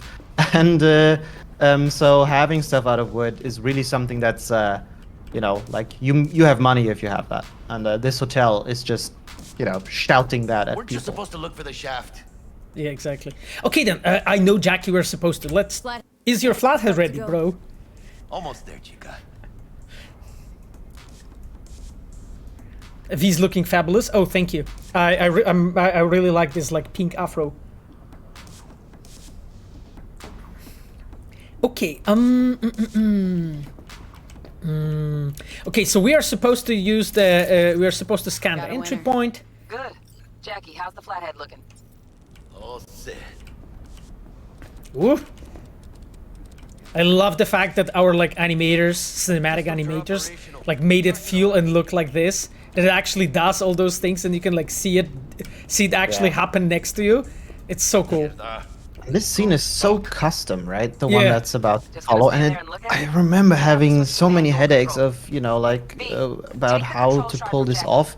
But I must say, you know, it shouldn't sound like I actually was like mega involved into this specific section, because that was mostly done by Rafael, pretty sure, right? And then the environment artist. But like how it ultimately ended up coming together with the music and everything is just so cool. It really gives you a nice feeling of infiltration. Yeah, E3 and Road, I think Piotr Krysik animated this one. Crazy love it. Yes, I believe actually Piotr is the animator that did the keyframe for Flathead. Patrick wrote, first time I thought Pavel invited Elon, and I was like shocked. I mean, well, you know, to be honest, if I would have choose between like Elon and Miles, I would hesitate, you know, who to pick. Like I decided to go with Miles this time around. We'll see. Like Elon had like a Dragon 9 start like today, right? So besides, you know, we'll see. You're confusing me. And right now I'm actually in Berlin, where they're also building a Tesla, you know, facility. So, you know, coincidence? I don't know. Even the bedrooms and the suites. Guests don't care. You'd be surprised what people are willing to give What are up my to feel favorite secure. games? Lucky for us, Yorinobu's an exception. I have a lot of favorite games. I think in my top 10 somewhere, I don't know in any specific order, but it's Bloodborne, Mass Effect series, Legend of Zelda series. Ooh, Dishonored is shaping up to kind of move its way into that. Yeah, you mentioned. Cyberpunk I quite liked as well. Oh, you did? Okay, I'm glad. Yeah, I had a good time with it. I'm glad. There's the comment Elon DLC confirmed. I mean, Miles said that we are confirming all the DLCs. Today, yes, everything. It's just whatever. Just write it in the chat, and that will make it. Exactly. In fact, I'll get to it right away. Yeah, Cybertruck Slav DLC. Okay, cool. I mean, you already have the in the game the Slav squad, you know. Why me? Why So do I gotta it's Slav? already there. Slav squad. Unlike someone, I haven't run on my tab with Vic. Got last gen firmware. No flow. Just do it, chica. Ain't got all day. Okay, let's go, Jackie. Right? Are we moving on, Miles? Right? Yes. Half-Life 3 Cyberpunk DLC, please. That is the one that is outside our power. I'm sorry. Here goes. Patching you through to in-cam view. Oof. Might get a little disoriented, but don't freak. Okay, this is cool. Interesting. Okay. Okay, got a clear view. You can't just go locking people out of their homes. Get him to the A next vent, crazy please. Lepimont is asking if it was sort of inspired by Dishonored, the idea to have the game be doable, mostly non-lethally, and I'm honestly not sure. I think it's more like a role-playing thing that we wanted to provide, you know, because we wanted to make this about the player, right? And you know, we figured if you wanted to do that, then you should be able to do that. Yeah, exactly. Like I feel that like we because the thing is to play the game non-lethally, it's present in like multiple different games, to be honest. So I don't think so. I don't recall, and I was present during like a lot of those discussions, so I don't really recall Dishonored being brought up as an inspiration from this specific thing. I wanted to bring up your attention actually to the sequence that we're playing right now. So right now as a player, I'm using basically the Flathead. That was like an important element that they obtained during the pickup, the quest that we played 2 streams ago. And right now I have a Flathead and I'm able to use it, right? In a fairly custom way. And right now as a player, I'm using a camera. I'm in a completely different room. And here you can, like, when you're designing situations like this, like we were, because we are introducing completely different rules. Like suddenly you as a player, you have a fixed point of view and you're again doing some kind of like a puzzle mini game, you can call it. And your objective is fairly simple here. You just need to figure out how to make the Flathead pass through the rooms. And I remember together with Rafał Jankowski, we've been doing a lot of iterations, actually, like of different ways, you know, how to do it, because like sometimes it was way too banal and it was like way too simple, and sometimes it was so complicated, right?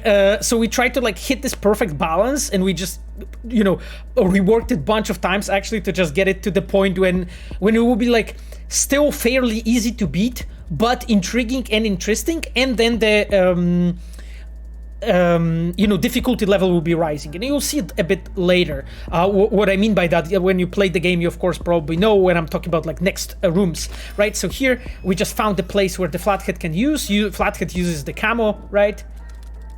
Is able here to climb on the wall, and you can see him like almost going on the camera, which is like a really cool detail. I love this. And you see I like how this breaks up the pacing a bit, right? You get to do a little bit of a different thing. If you know, it fits what you're doing in the quest so well, but also gameplay wise, you know, like in between shooting and talking, you have a bit of a tiny little puzzle sorts. Yeah. There is a question: was there anything in a plan to make a Flathead fully controllable in this section with a WSSD or something, not only with a point and click? No, not really, not really. Like I remember in like 2017 was it? When we were doing the first prototypes for Flathead, and we had like a extremely like super crappy prototype when we were like taking over Flathead and walking for a bit, and it didn't feel right. Like it felt pretty bad. Like player was just confused, you know, you were like walking on walls, you didn't know where you are, you didn't see everything, like it completely didn't work. So like extremely early we were like, okay, no, this is a wrong direction completely. So then we were like, okay, let's try actually something like this. Then we and I don't remember, like I think there was like a few other approaches, but I don't really remember all of them. But that was building vent shafts for that. Yeah, that was like the one of those that we like picked, and we were like, okay, that we felt that it feels the best, you know. A bug, got a hitch. Okay, we found them. How Housekeeping's in my way. Okay. Gotta distract And here you can see basically how we're introducing an obstacle for a puzzle. On it. Right? So we got an information. Okay, so we need to get rid of this cleaning lady, right? Like, we know she's there, Konpeki Plaza housekeeping civilian. She's there, and basically because of her, like, Flathead cannot pass, because even though he's invisible, of course, but it's still like a huge metal spider walking around. So it needs a space, you know, to enter there, and we need to get rid of her.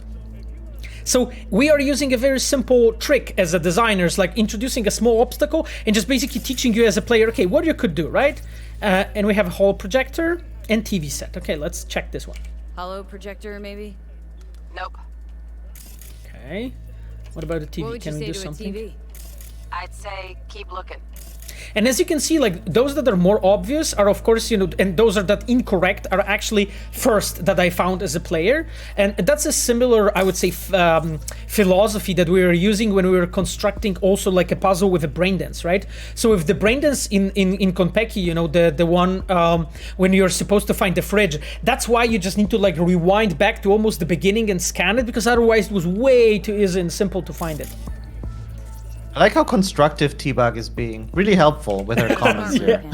Useful? No, not in the least. Yeah. I mean, maybe she could actually say here something more interesting. Okay, terrarium temperature control. Let's check this. Terrarium's got a temp and air quality controller. Cream, yeah. Stick the Flathead on it.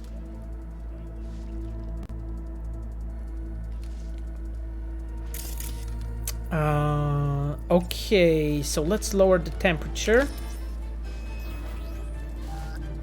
It seems it works. Okay, and you can see instant like a UI feedback as well, right? Like when we use that, the you know, the UI display this information, okay, that the command is running, and this is basically a part of a telegraphing. That's the word that I was using before in a few streams when we were talking about this, and I told you like, okay, yeah, we need to do the, you know, oh yeah, exactly. And she can, she realized that something's wrong with a tank, and they all moved there. Okay, and then we could actually force the Flathead to pass. Yes, and it's it like worked, a right? really simple sort of progression and these kind of things, right? Like first times you just have to find a spot, and now there's a little obstacle, right? Yeah, exactly. And I love the visuals of this room. Yeah, exactly. Like it's a simple room, right? But it's a very interesting one. And I don't know, like, do you guys recognize this room, by the way? Any of our viewers, do you know what room is that? By the way, it's a one where later.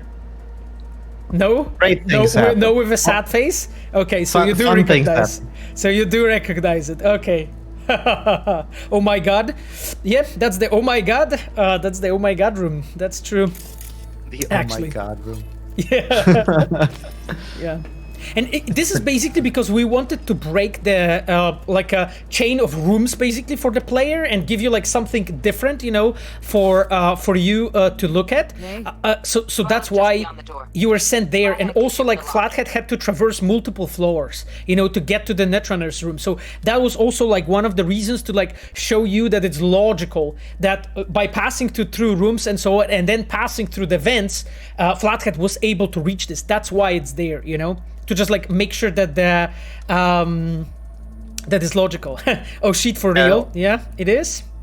It is. Yeah, for it should shit. feel like a, you know, real place that is connected. That makes sense. And actually, I like how you, through this sort of little gameplay bit, you get to see more areas of the hotel that otherwise you are not visiting. Yeah, absolutely. Okay then. So it seems that we need to get to the dweller's room now. Okay, let's try to open this. Yeah, and Palpatino is mentioning that the room later is red. That's of course because of the alarm going off. I don't know why. Yeah, exactly. Gotta be another way. Let me think. Got another cam other side of the door, but it's disabled. Want me to enable? Mm-hmm. Yeah, look around for a CCTV port. Okay, let's look for the CCTV port. Oh, yeah, I might have found it.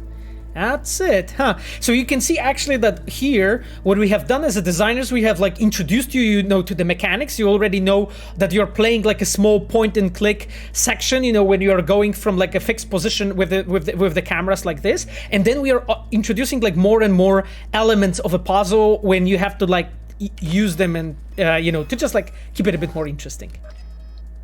Okay. Okay, he's at it. Now toggle over to the other cam. Okay, let's toggle to the other cam. Dwellers inside. Just as planned. Still weird the hotel's only got one runner. Decent dwellers as good as a dozen rank and file. Yeah, exactly. Okay, so we know that the dwellers here, actually. Okay, let's ask what we should do. Should we neutralize them already?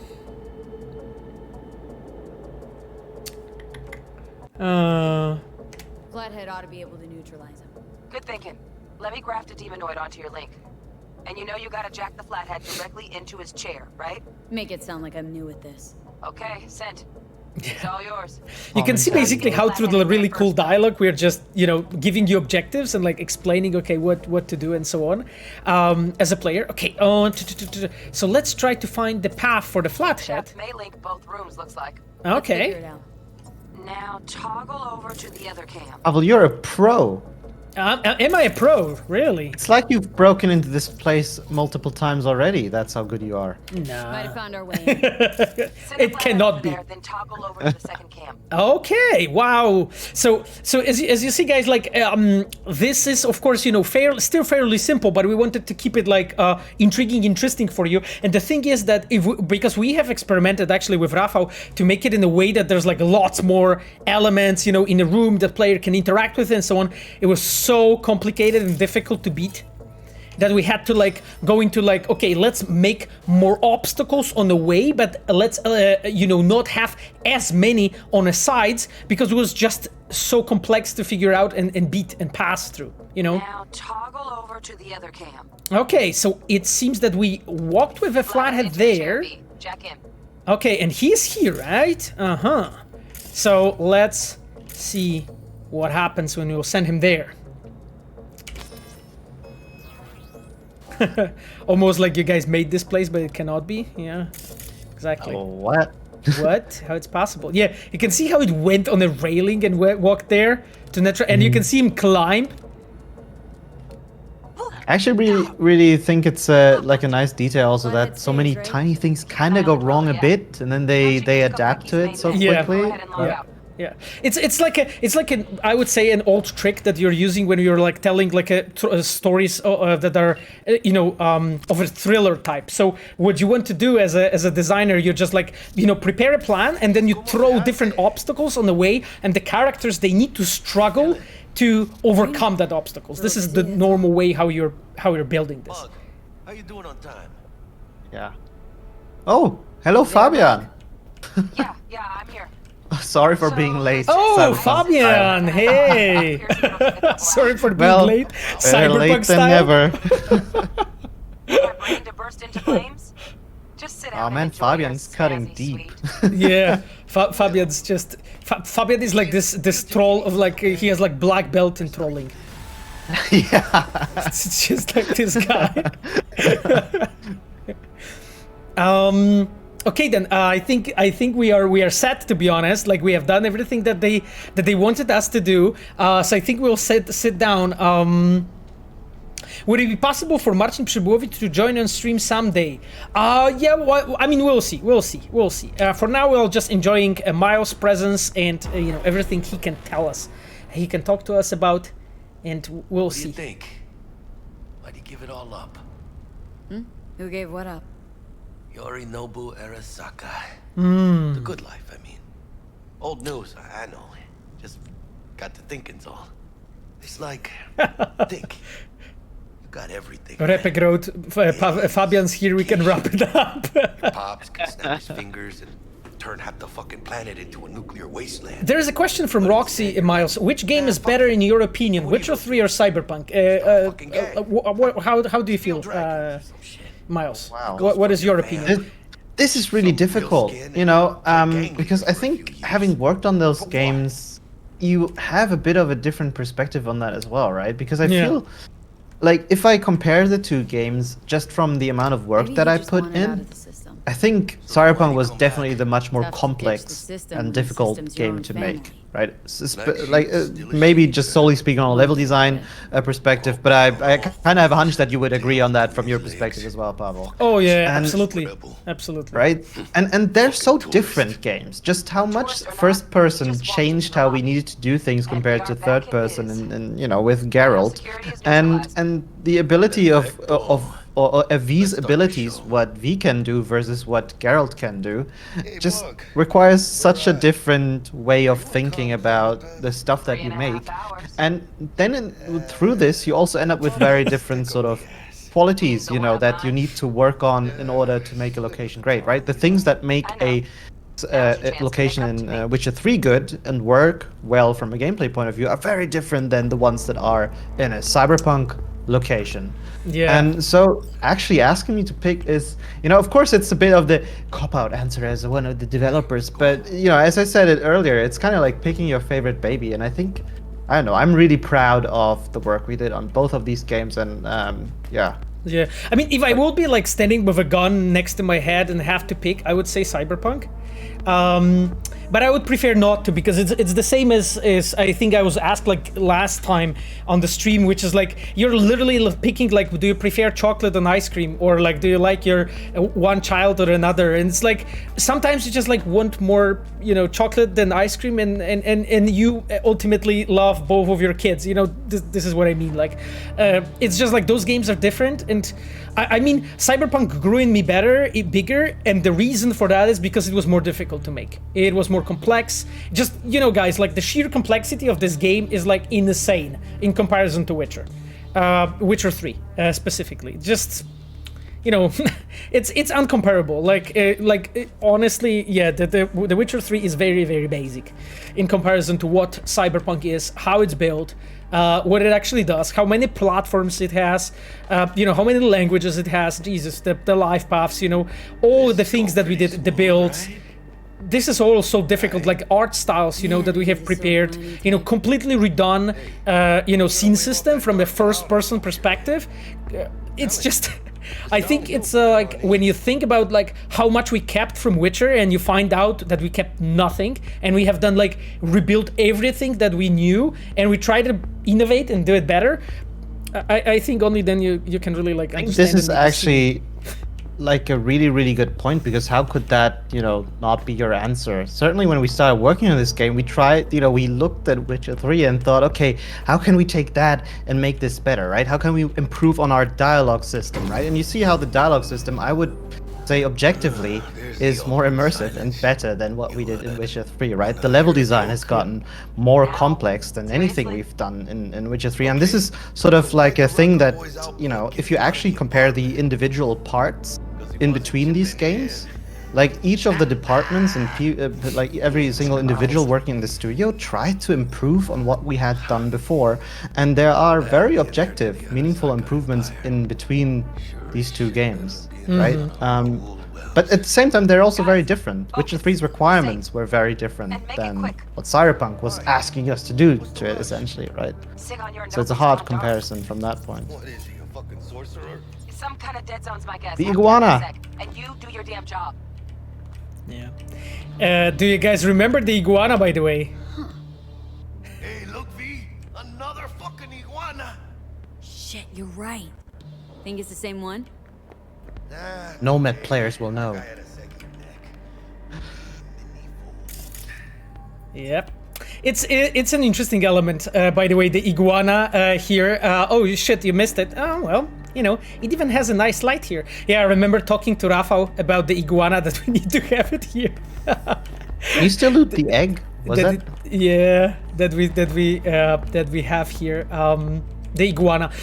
You know, Miles, when you were speaking, like this is an incredibly interesting topic. But when you were speaking, Jackie did this like really dry joke in the elevator that always cracks me up. But then T-Bug screamed, "Hey guys, focus! We need to do it." So Miles, focus! We need to do it. Okay, let's get the heist rolling. So first thing. I love this transition.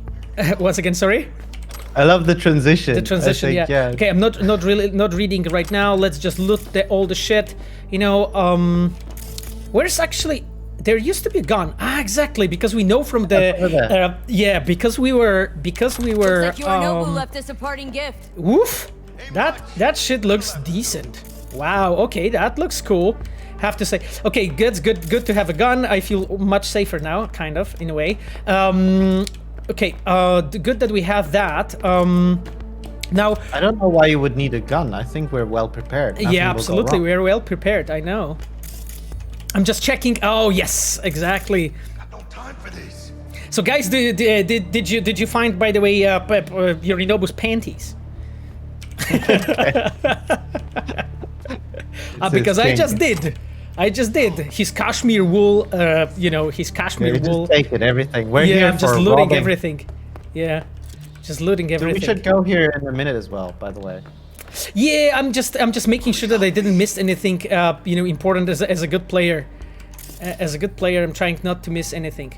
Okay, yeah, that's the sound source that we saw actually when we were doing the heist, when we were doing the brain dance, right? Together. Okay, then. Let's do this. I love the way how this scene is set up, by the way. On it. Okay, let's jack in. Connect to the Your turn, Bug. Roomba gameplay, yeah, exactly. I'm always telling the stream, Miles, that you taught me this, that I'm turning into human Roomba. Yeah, and here basically, because we have like attached the player to this, we have a control over where you're standing. But staff's a buzz, all 200 on their feet. So we can show you, like, you know, all those vehicles moving. Yeah, and I like how there's like an in-lore explanation why you can't move away. Yeah, right? exactly, We're literally exactly. plugged into this. Open the safe. Human Roomba. Yeah, it's a problem. Roombaing. Roombaism. Yeah, and here you can see basically how we're really building the tension, right? You're like attached, she's like hacking, but then, you know, you see the AVs arriving, right? And the music, you know, this like so-called drone, like listen to the music for a moment. Right? It's meant to like start your heart, you know, to go pumping, right? Where? That pillar, try that. And that's why she changed. That's why she changed her objective. She told us, "Hey, move forward." And like, so I run after Jackie, and then she suddenly changes because we wanted basically to make you feel tension, right? Because at first we had it done in a way that you were standing here and she was telling you, "Hey, to hide." But then we thought, no, let's send the player first actually, and then make her change her mind and be like, "Shit, we need to run away," you know, so that we can actually get the, you know, the tension right. Okay, let's hide in this shaft here. And before, in the braindance, you could actually see that here there was a sound source, right? We placed that sound source to basically tell you as a player that there is something. And you can see, you know, the really nice looking metal dude appeared. Yeah, this scene's amazing, I know. It's incredible. They approach from the landing pad? What are they talking about? I'm not sure who's the author of this scene. Is it like Łukasz Śliwa or Michał Brzeźniak? I think there was like multiple people working on it. I hope that one of the best scenes in the game. Michał, who did actually this scene? Who's the primary cinematic designer on this one? I suspect there was multiple people, but yeah. And here you can see the Goro Takemura. Okay, it was conceptualized by me and Łukasz. Okay, yes, so it was basically Michał Brzeźniak and Łukasz Śliwa together who did this scene. He looks like a Hideshi Hino famous. Yes, we will get there. We'll get there. The famous comedian. Yeah, I was wondering that. Yeah. This is such a tense moment. I also like, you know, how smashers look into your general direction. Yeah, yeah, exactly. And you don't really know, right? Because he has all the scanning devices, right? Can he know that you're there as a guard, right? And so we are basically, as a designers, doing it consciously to make you think about this as a player because you don't know, right? So.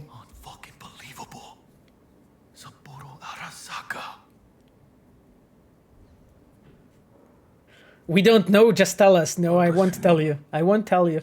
Because ultimately, as I said, what I think it's a bit less important than what you think, because it needs to work for you as a player. That's some good stuff, Pavel. You're just dropping here. Boom.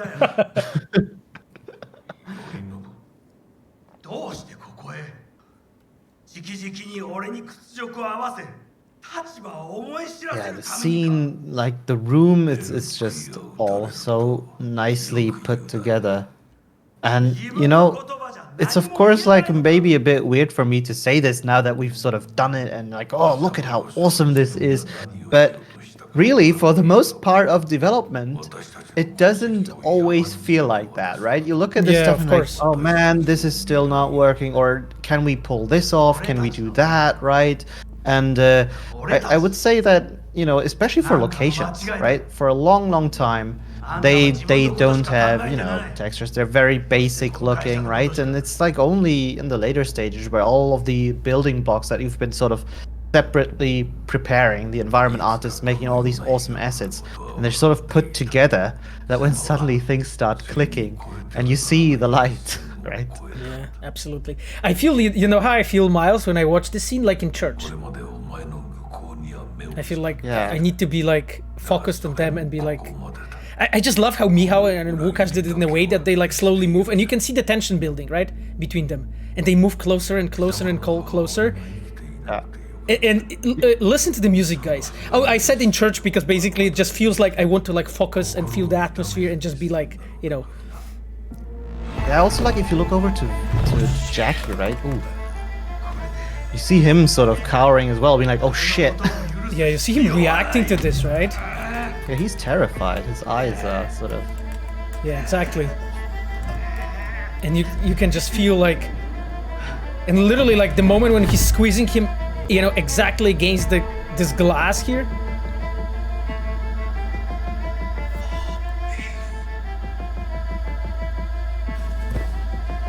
Me indeed, Jackie. Yeah, it was so much planning to just like make this scene right. Jesus.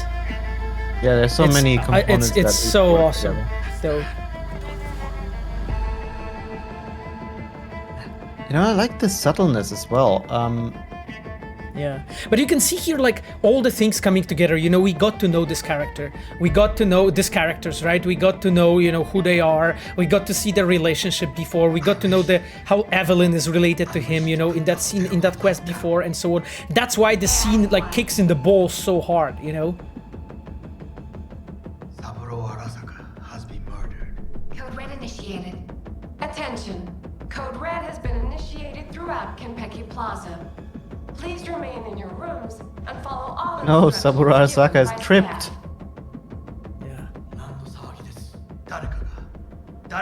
But I like how Yorinobu instantly reacts to that and tells, you know, Takemura off. You know why? You know now why why Yorinobu's acting like this? Because he doesn't want Takemura to check, right? He's basically moving closer to him and sending him out because he knows he lies, right? He lies that he was poisoned and he suffocated him. And we had a little discussion about this, like, okay, how to make it that, you know, it will be believable for Takemura not to run here. And basically that's why, but we know that Takemura, he's a samurai, right? Well, right now he's samurai without the master, so he's a Ronin. And that's why Yorinobu is like standing on his way. Yeah, and he says, and there's a comment, Takemura knows. Yeah, exactly. Like, Takemura, like, oh, he's not stupid, right? Just moved Saburo. What? Okay. Know what this means? Security's gonna swarm the place any second. Okay. Oh my god, we're so fucked. V, it's time for Oh my god, we're so fucked. Not we, Jackie. Yep, let's go the fuck out. Okay. Need you to get us out of here, now. Give me a sec. We don't have a sec. Fuck! Okay, got something. You can see how the tension's built here, right? Let's get the dog tag from Saburo. Okay, great. Because we know that he's a former soldier, right? Okay, because I think that, she said like that she opened the door for us, right? Already, but I think we could actually go upstairs because that also got opened right now, right? Oh fuck. Yes. This is something that we wanted to do. Oh shit! Yeah, because and you actually turns out. And actually it turns out that the T-Bug was killed, you know? So there's this like emotional scene, you know, with her, basically what happens to her. And you can see as a player like how everything is like slowly falling apart from that plan, you know? So we've been like believing as a player in this, how to call it, in this like dream, I would say. Shit. Got 2 guards. Okay. yeah, I like how this was sort of added, right? I'm not Because sure if I can defeat them, to be honest. Miles, I would love to have your help. you have my mental support. Here. Give me mental support, Miles, because I'm gonna run off the. I did already. Should have done it stealthy. Oh, just heal yourself. Can I? Yeah, press B or X, is it? Oh no! You're falling off the building. Yeah, I have fallen, but that's fine. Do it again. Yeah, oh man, I'm rooting for you, man. That's okay. That's okay. I got the 33 bullets, guys. So how do you rate my? Wow, he has these amazing fucking skills. This guy. Where the hell he is? Just open it. Oh no! There he comes. Oh. I told you not to do this, you know? This is what you get for fucking clipping, like, I'll just kill them for the clipping, you know?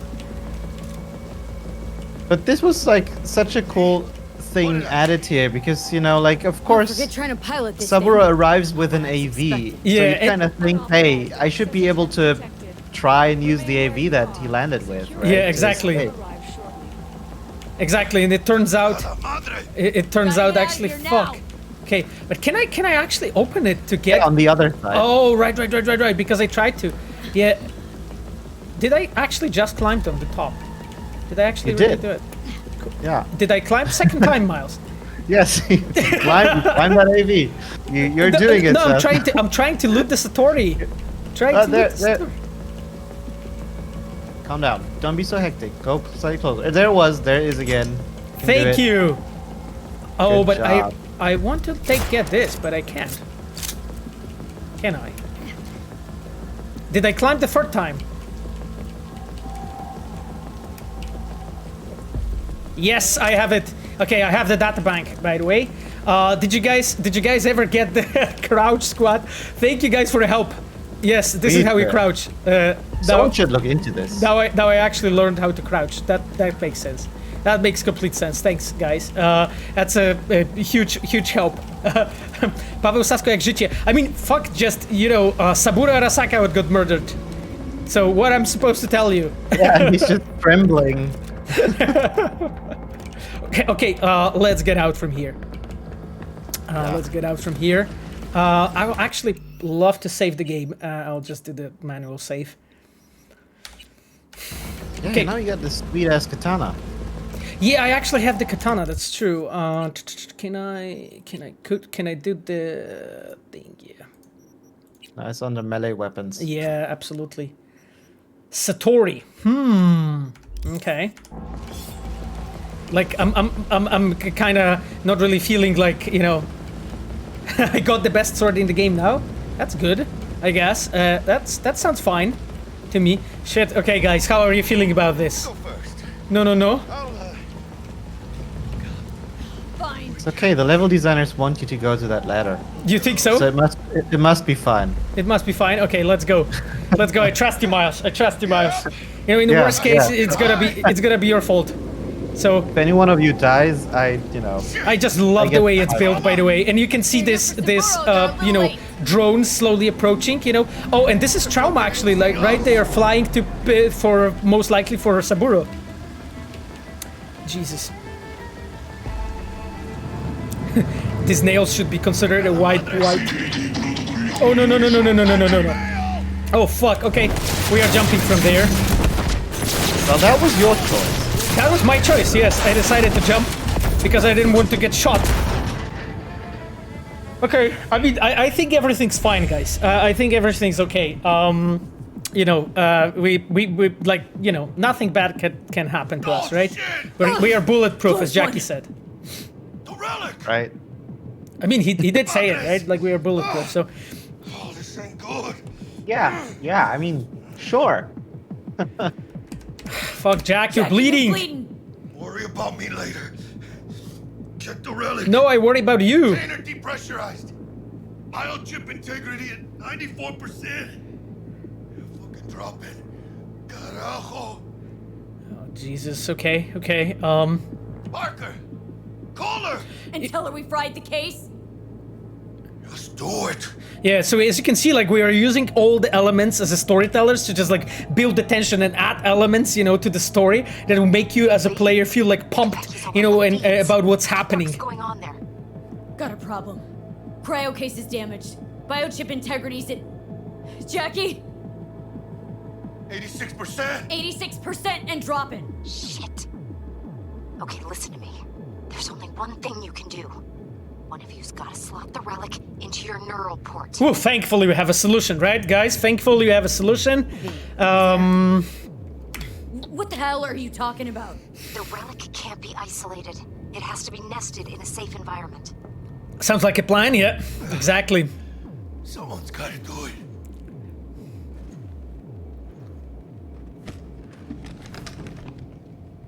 En el nombre del Padre, el Hijo, y del Espíritu Santo. Amen. Yeah, go, Jackie. That's fine. Okay. Jackie? Jackie, hello? You okay? No. I guess. Don't feel any different. Once you're back, we'll take out the relic and run a full brain scan and sweep. Jesus, But okay. you two need to get the fuck out of there first. You can see how masterfully this scene is set. Like, you're lying here, you know, just because you have fallen down, we have control over where you look and so on. We'll be there in a couple. And then you see, you know, the behavior of Jackie, you know, after he was shot. Certainly, Mr. Wells. And then the whole... Be fucking certain. You know, and then the whole situation, you know. Okay, let's get up. Only chance to hit the garage. And we best be quick. Oh, what I see. Great. Now let's get All right, the escape. Yeah. Escape, Pavel. Yeah. How, oh god, Zero Jackie. deaths. Come on. Yeah, I will be fine. You think so? Yeah, you can do it. You think so? Okay, Yeah. let's loot some NDA. Oh, you're killing me. Yeah. Okay. Okay then.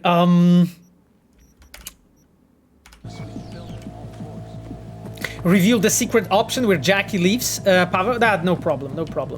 Actually, There is a way, That but was- we're not gonna reveal it. Yeah. Well, I mean, you know, like you wrote the secret way how Jackie leaves, not lives. So you know, we'll make him leave. Don't worry. So, all fine, all according to the plan. Jack, let's go, bro. Be careful what you wish for, guys. Your wish, you know, has been granted already. This is some Faustian sort of deals here. Drones have encountered hazards on the penthouse level and opened fire.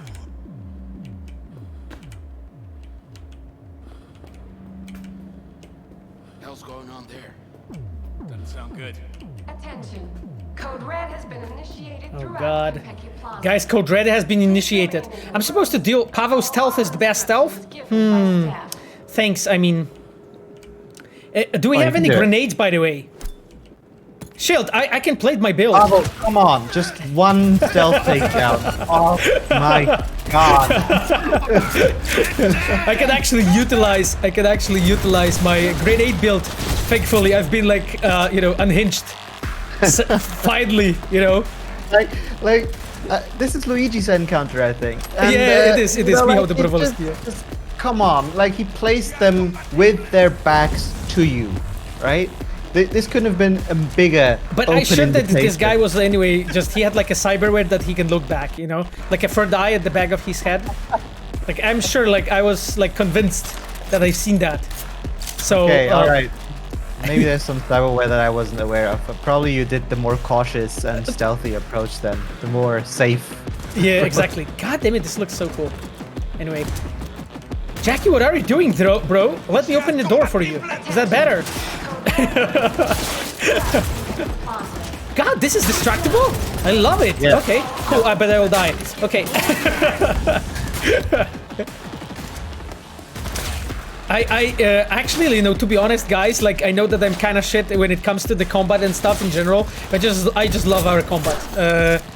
To be completely honest, it's just, there's so many, like, cool things. Oh yeah, slice him up.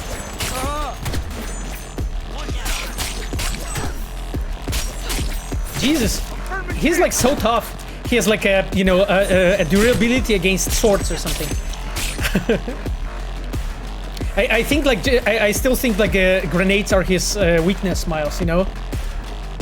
Have I ever considered an FPS career? Absolutely. Like last time you guys told me that I should be in the national like CSGO league. So like literally like I will finish Cyberpunk and I feel ready.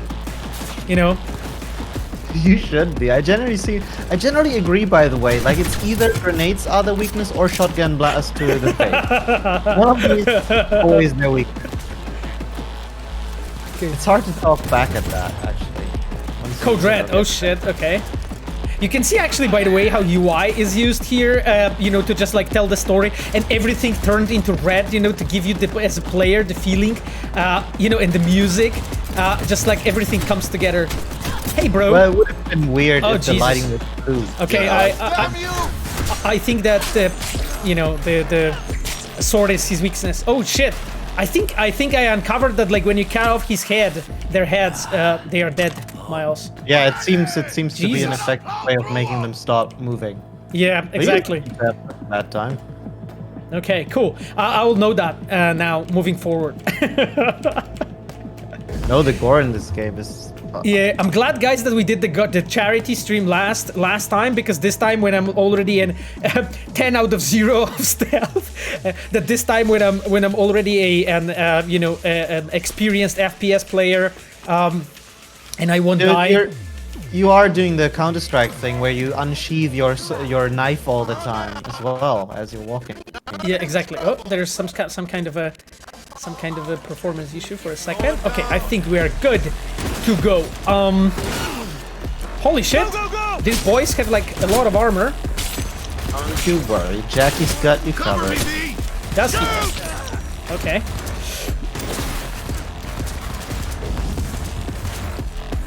Hello, boys. How's life? Jesus.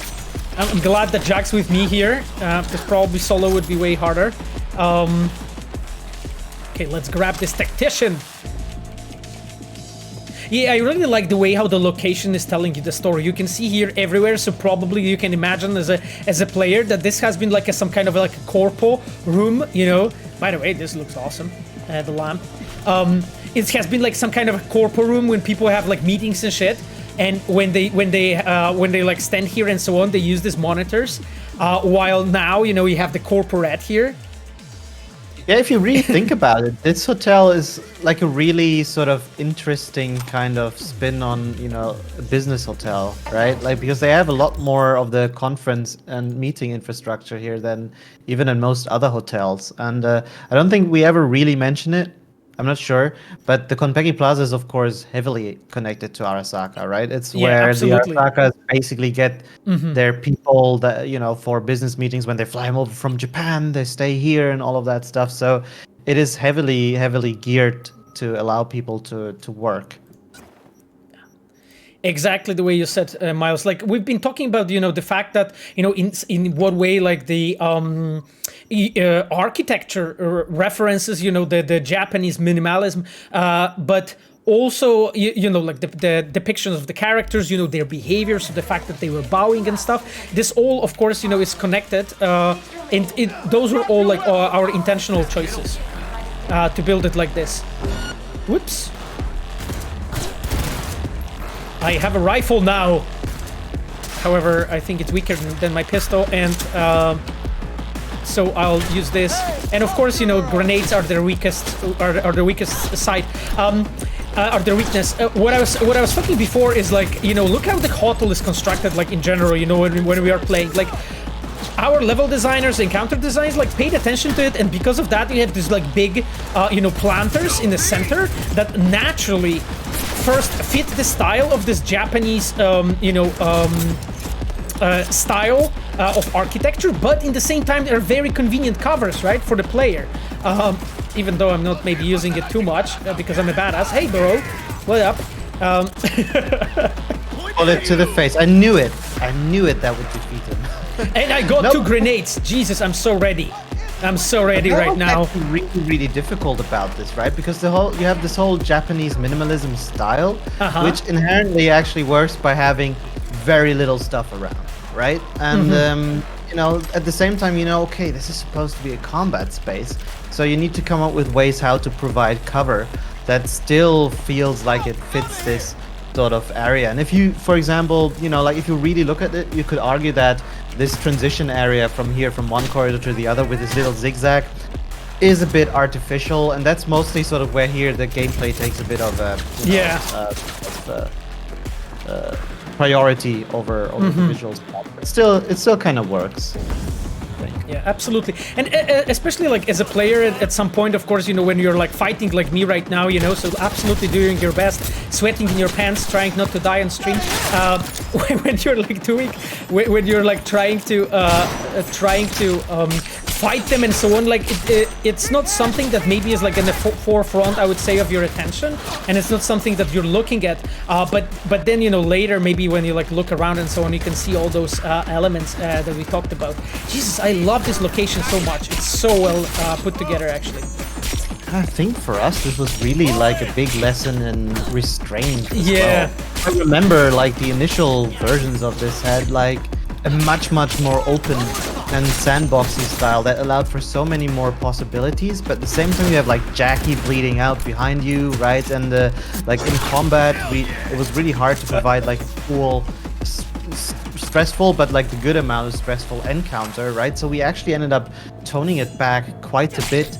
So, you know, when you do, for example, the combat playthrough, that it's like one nice experience that feels, you know, like this adequate level of pressure of trying to escape this hotel of, you know, like elite guards trying to hunt you down and kill you, but still allowing for a few non-linear paths in here. Yeah, absolutely. I remember like exactly because you, Miles, you have been like a level designer on at least on a part of this, right? At some point on the process, right?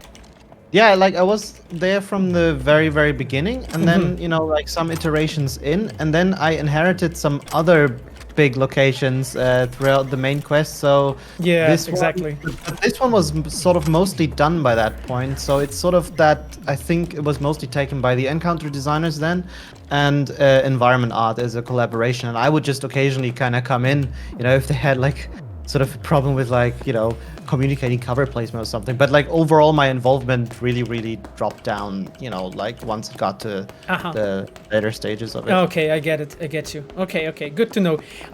Yeah, because I remember us like at the early stages of the work on this location when we were like discussing things together and so on. Can I shoot this? Yeah, there was man, this whole quest, the location that went through so many iterations. Yeah, exactly. I remember there used to be a version where you actually started the heist from the garage, right? Like now you only end there. I don't remember that, but yeah, it's possible. It's possible the way you're saying, yeah. Because we were like trying completely different approaches, right? Just because that's like a normal part of a game development. So as a designer, you're like trying different things, you know, to just like make sure that you basically have nailed down the best possible version of your quest or your encounter of your sequence and so on. It shows me like reach the elevator. Oh, okay, it shows me, it leads me there. Yeah, you need to, So you need to run this U shape essentially. Yeah, I get it. I'm just like walking around, like looking for like interesting stuff that we can also like talk about, you know, for the. There's some kind of loot there, isn't there? Like, I see. No, actually not. I think I grabbed everything. Why not use F5? Just because sometimes I forget about it. It's a good question, Repek. Yeah, absolutely. Part of this, why this location in particular went through so many iterations is also that it was always sort of meant to be the finale of our prologue, right? Yeah, and absolutely. Get this heist right, and it's sort of the climax of this entire section. So a lot of attention was put into making that feel right. And guys, you wouldn't believe how difficult it is to make a cool heist where you feel like you're having like a great planning phase. You know, you're preparing and then you're executing it while still trying to, you know, of course you kind of know, okay, you will kind of come out on top of this more or less, right? But it's sort of trying to add this tension in of the possibility of failing this and it going horribly wrong, right? You know, I'm trying to keep the suspense of this. That was super difficult. Yeah, exactly. And I remember like there's so many different iterations, right? When we tried like different layouts, you know, different like completely different like I would say paths and so on, you know, for that for this encounter to play out, as you said. Because as you see, like this encounter, I would say this quest, you know, has like a fairly has like a fairly specific path, right? Like we let you in as a player, you know, slowly to the location, you know, lead you, you know, through the atmosphere and so on, through all those gates at the beginning, you know, dialogues, letting you to understand and see and you know, talk to the characters in the lobby and so on, all those characters, you know, so that you as a player you can like feel the atmosphere of the place to just like slowly do it like in a good movie. So when everything like, you know, eventually goes to shit, right? As in every I would say thriller. Wait, also one like tiny little detail in regards to encounter design here, right? It's not something that it might feel like a very obvious thing, but it's kind of cool that you're always sort of reminded where to go to because of the direction people are shooting at you, right? None of like when our encounter designers place these enemies around, they of course try to make sure that none of them are like placed off the side to the objective, right? So you always, when you're sort of fighting, you're kind of being naturally led to the objective simply by where the enemies are placed. And actually this is something where if you design stuff, you know, like this is something where easily you might want to argue and go, well, but it might be cool to have people flanking from the far left and all that stuff. And yeah, it can be, but oftentimes it actually can be really confusing as well. If you have like a dude shooting you from like behind you or the entirely different direction, then chances are you'll kill him, you'll go to loot him, right? And then you'll be lost. Absolutely. I mean, you have touched a really interesting topic, Miles, because I know that like sometimes our players are discussing the topic and saying like, hey, why the AI is like so stupid, right? It's the easiest work to make the AI extremely clever. And the way, because AI knows where you are. AI can flank you. AI can do lots of different things. The problem is that this makes it extremely unfair. It makes it extremely difficult. So what you're actually trying to do, you're not trying to make the AI smart. You're trying to make AI behave like a person that makes mistake and misjudges things. That's why, for instance, like when you're using the camo, right? And let's imagine I'm standing here when I'm using the camo and I'm shooting from here and then I'm moving where the guys are standing, they're shooting in the place where I've been. They will shoot here. They won't shoot where I'm here, where I'm at the place right now, and this is all intentional. If I, as in a stealth, killed somebody like in this place last time, right, and then I go somewhere here, you would expect as a player not AI to be so smart to know, for sure he killed somebody there and run there and look for you here. You would expect the AI to go here and check what happened, right? So you do not try to make AI smart. You try to AI make behave like a human and make mistakes, and this is the most I think challenging part in like designing and building it, because you're trying to make it realistic and believable and fair for the player. You're not trying to make it really smart, because this is not what it is about. And I think this is like for me it's like a rookie mistake when people are talking about it and saying like, hey, why AI is not more smart, why AI is so stupid. It's not. It needs to be. It needs to be like a human being. It needs to make mistakes, because otherwise you cannot play this.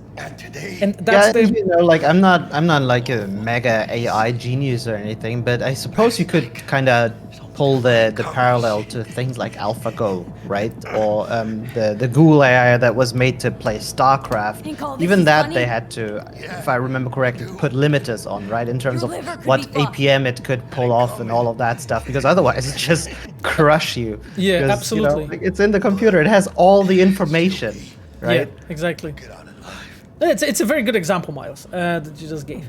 Okay, let's focus on Jackie. Talk to T-Bug. Tell Bug, why don't you? Maybe she'd still be alive if we hadn't been so gung-fucking-ho. Don't take this out on me. I'm thinking Jackie is not feeling well. How do you know that, Miles? I don't know, there's this red liquid pouring out of him. I think he spilled some wine. Do you think so? Okay. Yeah, he had a few I really hope it's wine then. I trust you on that, you know. Yeah. I've seen a fair bit of wine in the world, and in my life, I think. You think it's wine? Okay, cool. Yeah. Jesus Christ! Woo! Okay. Here we are. See, it's the combat space we were talking about earlier. Yeah, the combat space, exactly. And just as I promised you guys, we're fighting our way through. Sasko delivers. There's no stealth in this place. Don't worry. You know, I just want to, you know, show our players lots of different things, so that's why. But anyway, I just really enjoy, honestly, the shooting sequences in our game, like in general. So, like, I think, you know, they've been done really well. You know, when you like compare this game to RPGs, I'm really proud of like what our gameplay team managed to achieve with this. And actually, by the way, we have Arashi, I think, on the stream. She's our junior, no, not junior anymore, actually specialist gameplay designer. I think she was saying hi just a moment ago, but I'm a bit slow, so that's why I didn't react in time. But you know, that's also like, of course, you know, gameplay is also something she was working on. Okay. Maybe not specifically like combat, because Arashi was more handling the RPG topics. But gameplay definitely was also in the spectrum. These guys here are really... They want to use my OP strategy, I think. That's the only way to tackle this. We learned from you. Any plans to create female version of Adam Smasher? That is a very original question, I have to admit. Do you feel we're in need of a female version, though? What do you think, Miles? Put that on your book. We'll have, I don't know, Lizzie Wizzy. She'll go Smasher. Exactly. What the heck? What the heck? I was not ready for this. Okay. Yeah, I can't wait for the DLC where Lizzie Wizzy and Smasher are dating. Oh, really? Okay. So that's the DLC leak for today. I knew that if I will bring you in, Miles, you will just actually give the Twitch chat some hot take. I knew it. Stuff. Yeah, the spicy stuff. You always know more than me actually about these things. Okay, let's. You know what? Actually, oh no, that was not my plan. Once again, Miles, sorry. Eva Smasher. Someone go to back. Very good. Adam and Eva Smasher. Yeah, let's do that. Yeah.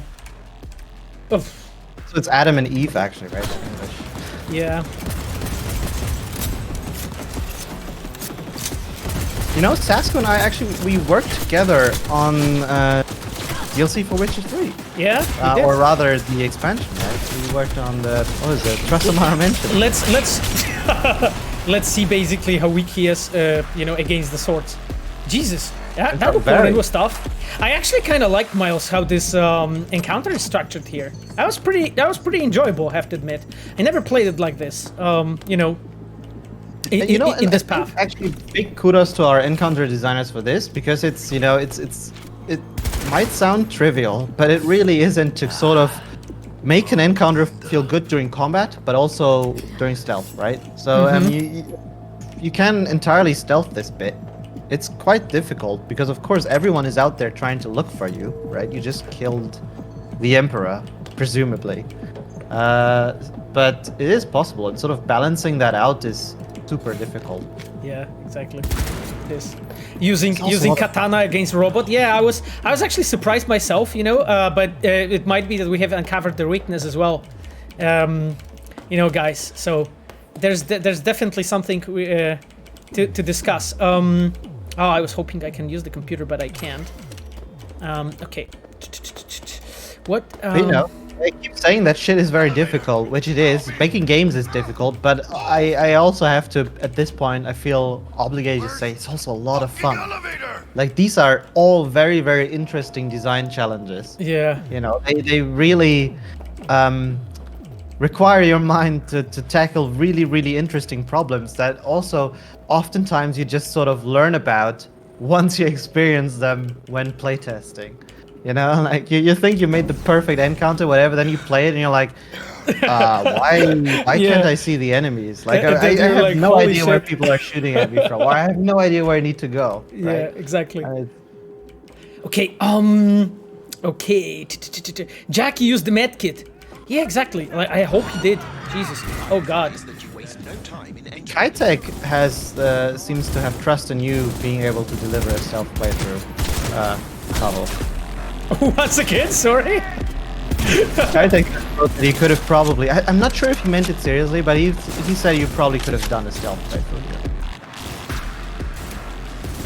Oh God. Okay. Like this encounter is really tough from what I remember. Oh no, this is the grenade. Oh, interesting box with something green inside. Okay, that was important to loot. Anyway, let's move on.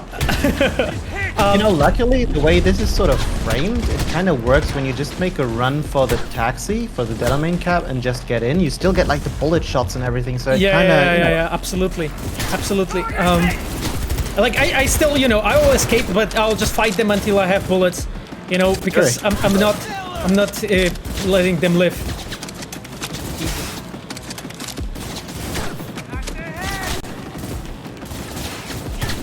It's always the garage that gets you. Yeah, exactly. Like we are just addicted to garages.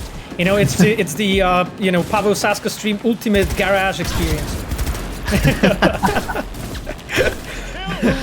The sequel. I really like how in this. Yeah, I really like how in this encounter actually you can see that the you know, the cars and vehicles are placed in a way to become like a natural, how to say it, the natural covers kind of for me. But wow, this car is kind of cool. Yeah, don't hide behind that one. We don't want the owner. We don't want to destroy it, exactly. But what I like, you know, about this setup here is like the fact that, you know, like the cars, okay, getting shot and so on, they're like burning and stuff. But it's cool that that like I can kind of hide behind it. But if I like hide, of course, you know, if I hide behind it, you know, the cars are in flames and stuff, and they eventually explode. It just makes it like all really cool and engaging. Jesus Christ. Okay, guys, my LCS career is really fucking hanging on a hair. You know, they can also become a bit of a death trap once they start burning and explode, right? So you can't rely too much on them, which makes them kind of exciting as cover. Jesus, I'm just like popping this like boosters like a Tic Tacs. I think V has a serious problem. Okay, we're out of ammo. Oh, thankfully we won't run out of ammo when it comes to the sword, right? Yeah. Didn't help. We actually won't. Become the street samurai that he's always been meant to be. Motherfuckers are tough. V definitely has a bit of an issue with when it comes to drug consumption. Okay, we are out of we are out of bullets. We are out of bullets. Yes. I'm just like using this to the maximum perfection. I hope I won't die in the last second. Shit. Well, you won't. Not bad. Client feedback noted. How's our ride? Not bad feedback noted. Though alas, we are being pursued. Oh god. Okay. Oh shit. Okay. Yeah. Wow. Adam Smasher smashed it so hard it made the stream lag. Oh crazy. God. Adam Smasher is coming with that lag. Oh God. A hostile enemy aircraft has a lock on it. Oh, cool. Leave it to me. I mean, you're sure about this?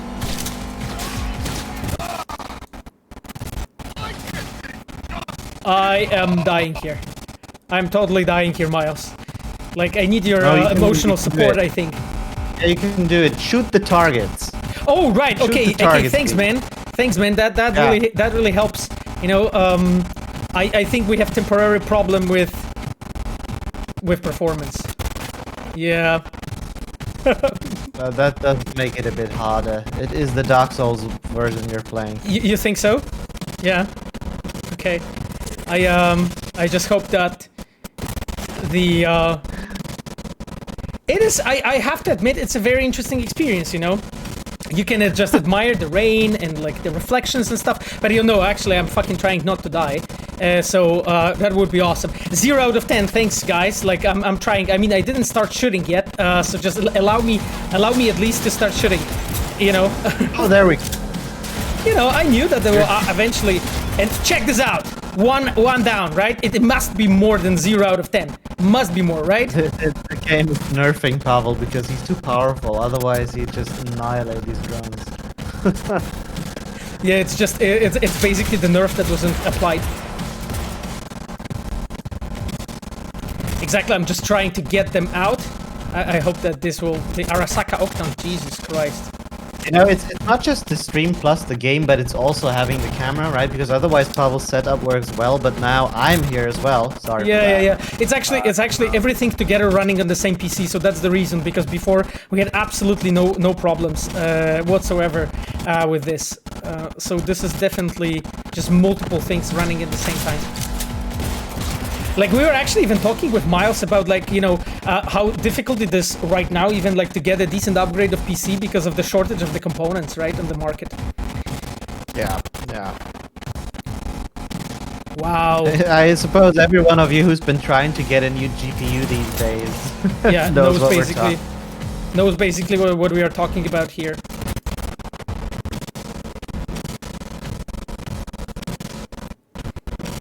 Okay, then. But, you know, despite all of this, you seem to be doing splendid. Oh, right, of course, you know, it's just like, it's just every time when I can, I'm just like trying to shoot him. Yeah, that's a good thing. Point the cursor at him. And oh, right, thanks, Miles. You're helping a lot. Yes. No, but you know, as you know, life teaches us, persistence is the key. Illegal police activity, and we managed. Woo. Okay, guys, that was actually difficult. I have to tell you, like, you need to believe me. It was difficult. We did it, Jackie. We fucking made it. I wonder if it's for the right reasons. I guess we did. Oh, you made it, Pavel. Thanks, Miles. All your efforts. I'm sure it will come to a happy end now. Okay, take us to the Reaper Dock. To a Reaper Dock now. Jackie, no. Jackie, please. Jackie, I need you back. Jackie, I need you back. I'm just so sorry. Not in the scene. Yeah, I agree. Jackie, what's going on? Jack, are you there? I mean, really. I'm not joking right now. Jack, are you there?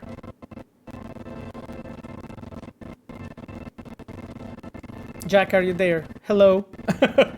Miles, how are you feeling? Like, I think this like... Even I have too much respect from this. This is... It's just like, we can just observe, you know, the way how the whole scene has been positioned and so on, you know. Yeah. Delamain is having a field day with this as well. But that will not be possible. Oh. Our itinerary has been I got a hint from somebody, Please Escape, and I did and absolutely fixed it. Fuck your liberty! What Do the what I fuck? say! Someone should look into that. Yeah, but Kitek wrote, looks, PC doesn't want you to proceed with that scene. Yeah, dude, absolutely. Yeah, exactly, the PC just can't handle this. You're telling me anyone who's had performance issues in this just needed to press escape and it would work? Hear me, Jack? I don't know. I have absolutely no clue, to be honest. No, This Jackie, goes into we're my gonna book, be I rich. think. You and me.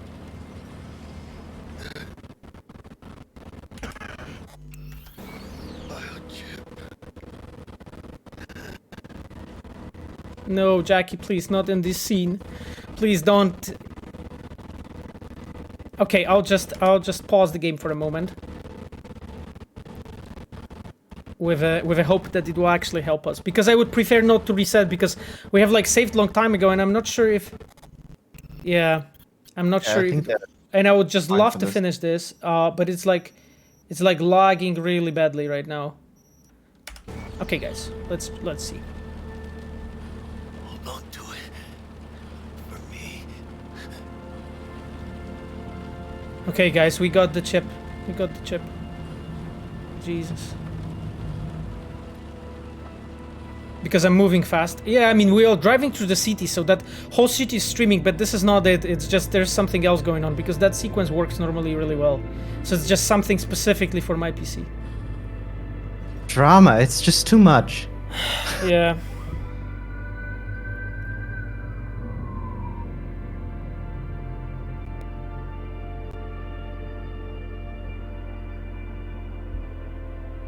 Mr. Wells has passed. Where shall I take his remains? What? The Excelsior package provides for the disposal of passenger remains free of charge. I merely require a destination.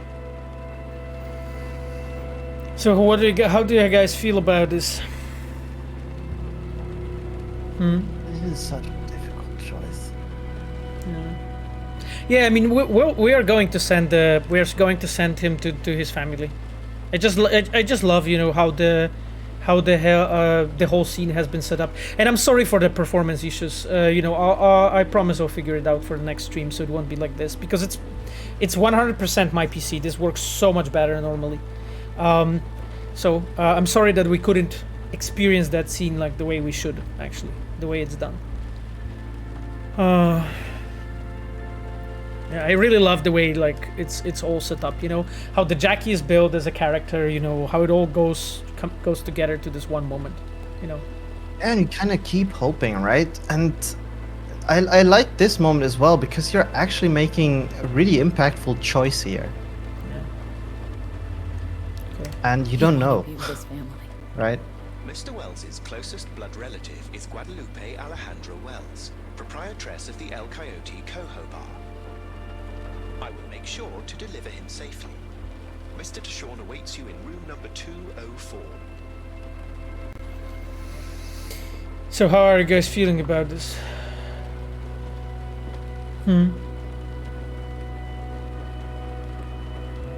Yeah, it's a sad situation, to be honest. You know, that he ends up like this. But you know, it makes you think, like, this whole situation just makes you think, like, okay, was it actually the right call? Was it actually worth it? Was it actually real and proper? Is it really like the, you know, is the really the Night City a city of dreams? You know, the whole prologue is built in a way to make you believe that it is, you know, that the game is gonna be about like heists and big money and shootouts and so on, and then it turns out after this moment that it's not. And I had a really excellent conversation with Tomek Marchewka, you know, our story lead, about this topic, because Cyberpunk has a very original structure, and that structure is that the whole prologue is slightly different intentionally than the rest of the game. And the reason for that is because we want to build this hope, this belief here, that you as a player, you can think like, yeah, the game's gonna be about shooting and guns and, like, you know, all of those, you know, it's gonna be like big money and like clubs and bars and fun, shootouts, chases, and then it turns out it actually leads to this, you know, eventually. Yeah, someone said it really, really well there. At the end, Night City always wins, right? See you in the major leagues, Jack.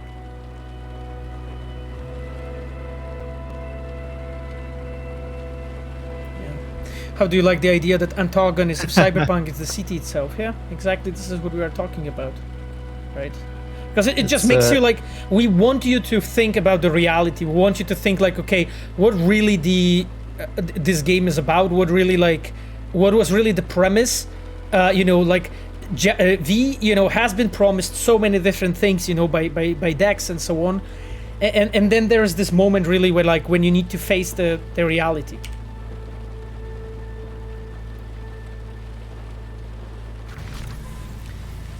Well, Funkahontas, I'm not sure which choices you made at this point. Like, this one is saying Jackie Engram, please. Yeah. Okay, guys, let's go. Let's go to the 204 to Dex, so that we can play till that part.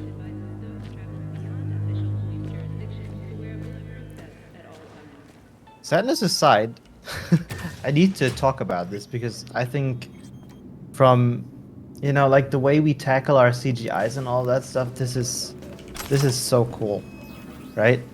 Having this entire, I don't know if for you people who've maybe seen it, we have like this CGI trailer, right?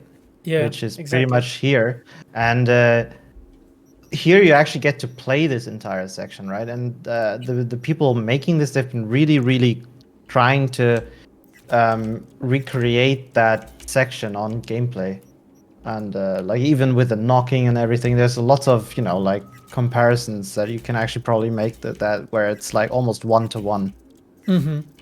Yeah, absolutely. Like, I remember our cinematic designers working on it and so on, and the intention here was to like have it basically like playable in a way that you as a player, you can go in here, you can like experience the whole situation and so on, and, you know, feel good or bad about it. You know, it's up to you to decide. Sorry guys, I had to like dismantle some components because I was slowed down. At first, you know, I was walking slow just to feel the moment, but then you know, I was like, okay, let's clean up some inventory space. Okay, because yeah, go on, Miles. Sorry, I just wanted to say, I think this is generally something that, you know, like, it's really cool about the CGI work that we do, right? Like, usually the cinematics that we kind of release, they tie into the game one way or another. We had the same thing with the Blood and Wine CGI, right? Where it actually, you know, yeah, absolutely. sort of what's it called? Monster something. I don't remember the name CGI of the trailer, but yeah. I know to which one you're referring to. Killing Monsters one as well, right? Yeah, absolutely. Okay, guys, so we are going to see Dex now after the heist. Well, not everything went as well as we wanted to. We'll probably play till the title card. I will see basically at the moment when I will be able to save, and then we'll switch to the moment to the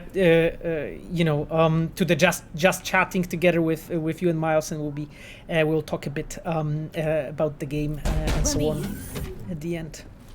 He waiting. Okay. And you can see, you know, how it's built up, right? And 54, even the pirate networks. Yeah, you can see him looking at the TV, right? And the Jackster, he out in the car. Oh God. Yeah, he's there. Dead.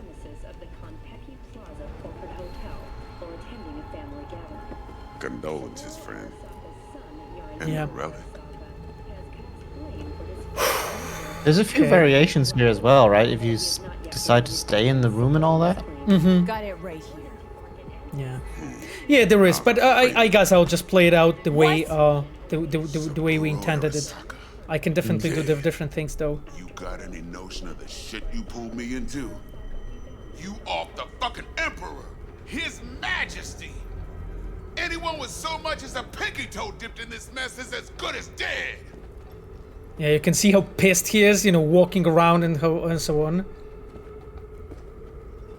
Whose idea was to use those second door hanging curtains of our environment art, but I don't really know specific person. I think they felt like, you know,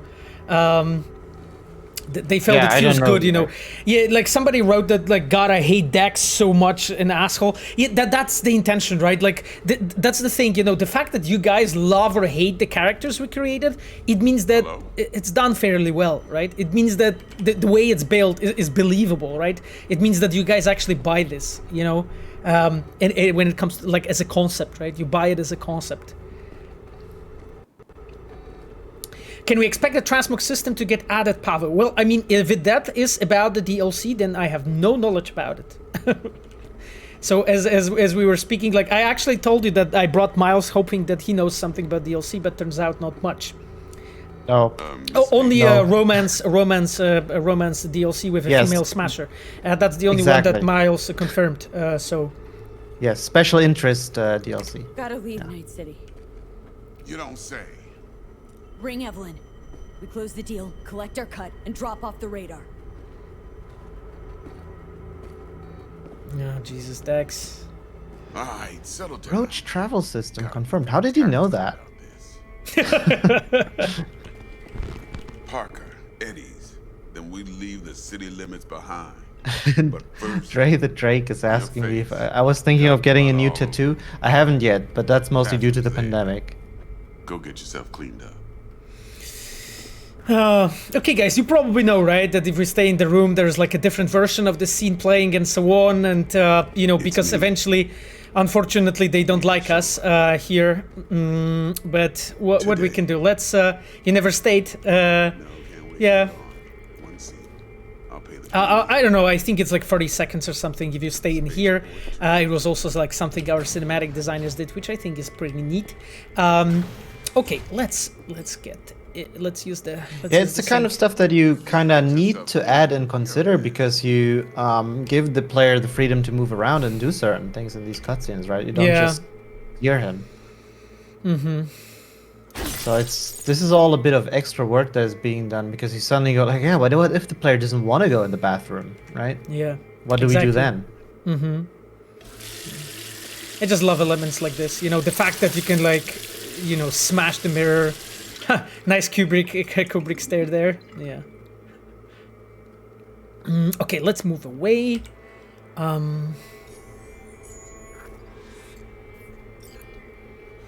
Okay, guys, let's go. Right, everything should be fine. Okay.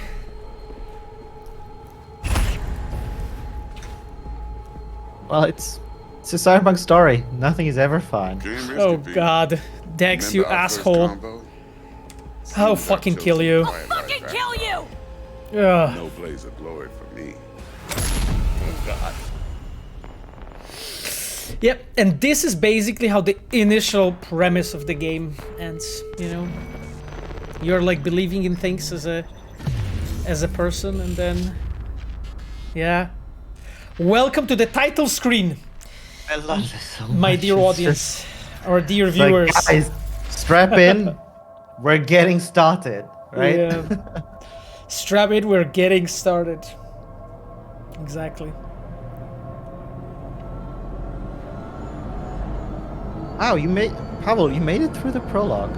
Yeah, exactly. How insane is that? No one would have believed that if you told me like the first stream. You know, everyone was being a downer. It's like, no, he will not ever be able to ever leave the garage. And look at where you are now. Absolutely, exactly. Right? Okay, guys.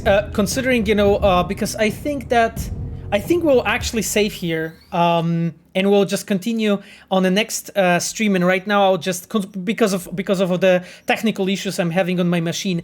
So I'll switch now to actually the version when we can just talk to you a bit about like different things and so on, because we're already at 3 hours of stream anyway. And I know that a lot of you actually asked for a bit more like quote unquote jazz talking, so that we can just together this time together with Miles, you know, we can answer some of your questions and so on. So it will be much nicer. I'll give us some background cyberpunk music, you know, so that we can listen to something. I actually even think that right now when we have Miles on call and me, it's like it's slightly glitching. So it just shows that it's actually not the game; it's really my machine.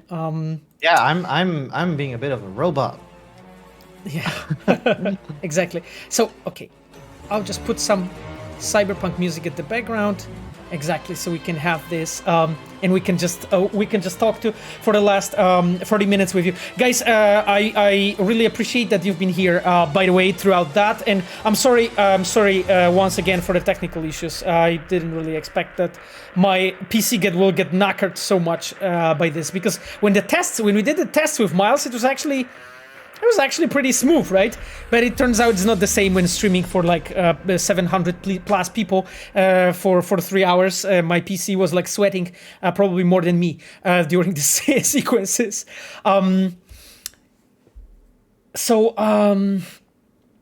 Let's Can you see Pavel is really stressed about it? Could you give him some love and tell him that it's all right? I mean, yeah, because I want to guys provide you with like the best how to say it, quality stream, right? That's the most important thing for me, right? That you guys come over here and you can have fun, and you know that you'll meet your I don't know, your friends, people that you normally talk to, and it's like we can talk in like a cool atmosphere and so on. Okay, guys, let's go through some of your questions because there's like bazillion of them. So first question. Oh, that's a really popular topic. Why not? Let's talk about it. So there's a question from Avalos02. Was the 6-month time jump meant to be playable at some point? Not at all. I think I've been talking about it also at some point. Like, that was never a playable sequence. That was never something that we have changed. It was like from the very beginning. It was envisioned like this.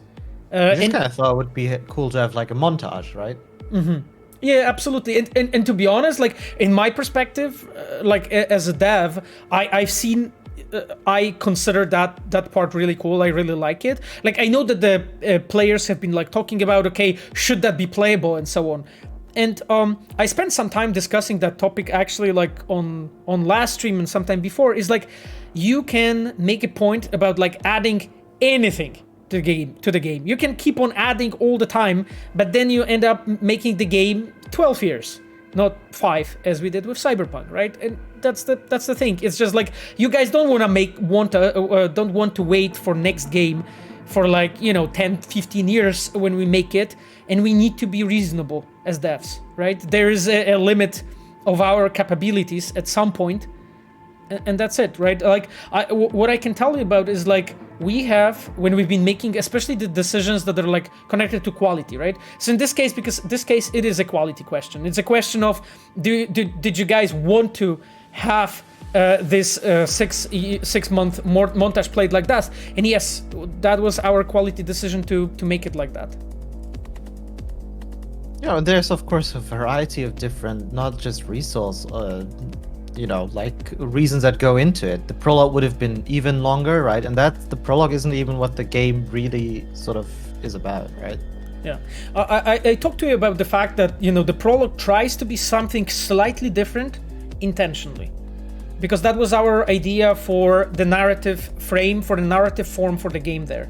It intentionally kind of like promises you, hey, big money, it promises you like amazing events, it does all of those things intentionally. But then, it just goes down to something slightly different because we wanted to show you that it was all like an illusion, for V. So that's why the prologue structured as it is.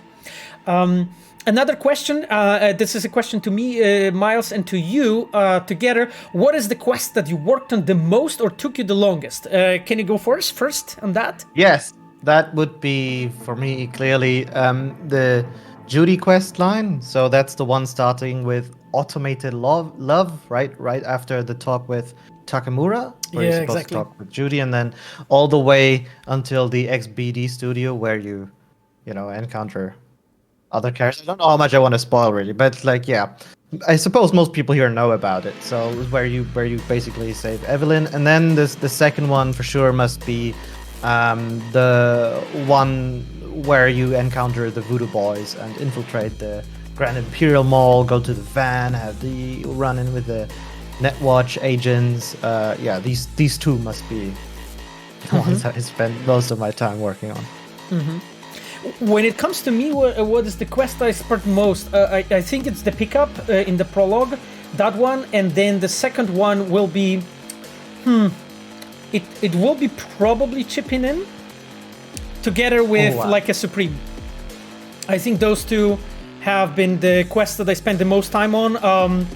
And I'm here talking about as well on the whole concept design, implementation of it, and so on. But because of the different reasons, like the Like a Supreme has like a lot of like custom elements and so on. It has this amazing scene at the end that I've been working together on with Michał Brzeźniak, who's here with us, and so on. But the chipping in as well has this whole complete sequence at the beginning, you know, like this sequence of scenes and so on that I was working on Łukasz Śliwa with. When Johnny takes over your body and does weird shit, yeah. So that was the one I think that I have spent the most time on. The question, Miles, to you, favorite combat music in the game? It must be, you know, I mean, there's many combat musics, but the one that gets me pumped the most when I'm fighting is, of course, the Rebel Path during the section where you play as Johnny and shoot up the Arasaka Tower. That's got to be one of my favorite ones. And I think there's also one for the... it's not the Tiger Claw ones. There's one that's really sort of wicked distorted, and I don't remember which one it was. But yeah, I think the Rebel Path as combat music gotta be up there. But so you said Miles, the wicked distorted. Like, no, that's not the name of the song, but there's like really cool distortion in the track that sounds very, very disharmonic almost. I'm not sure if it's like a 6th Street one. Okay. Because I think for me is this one.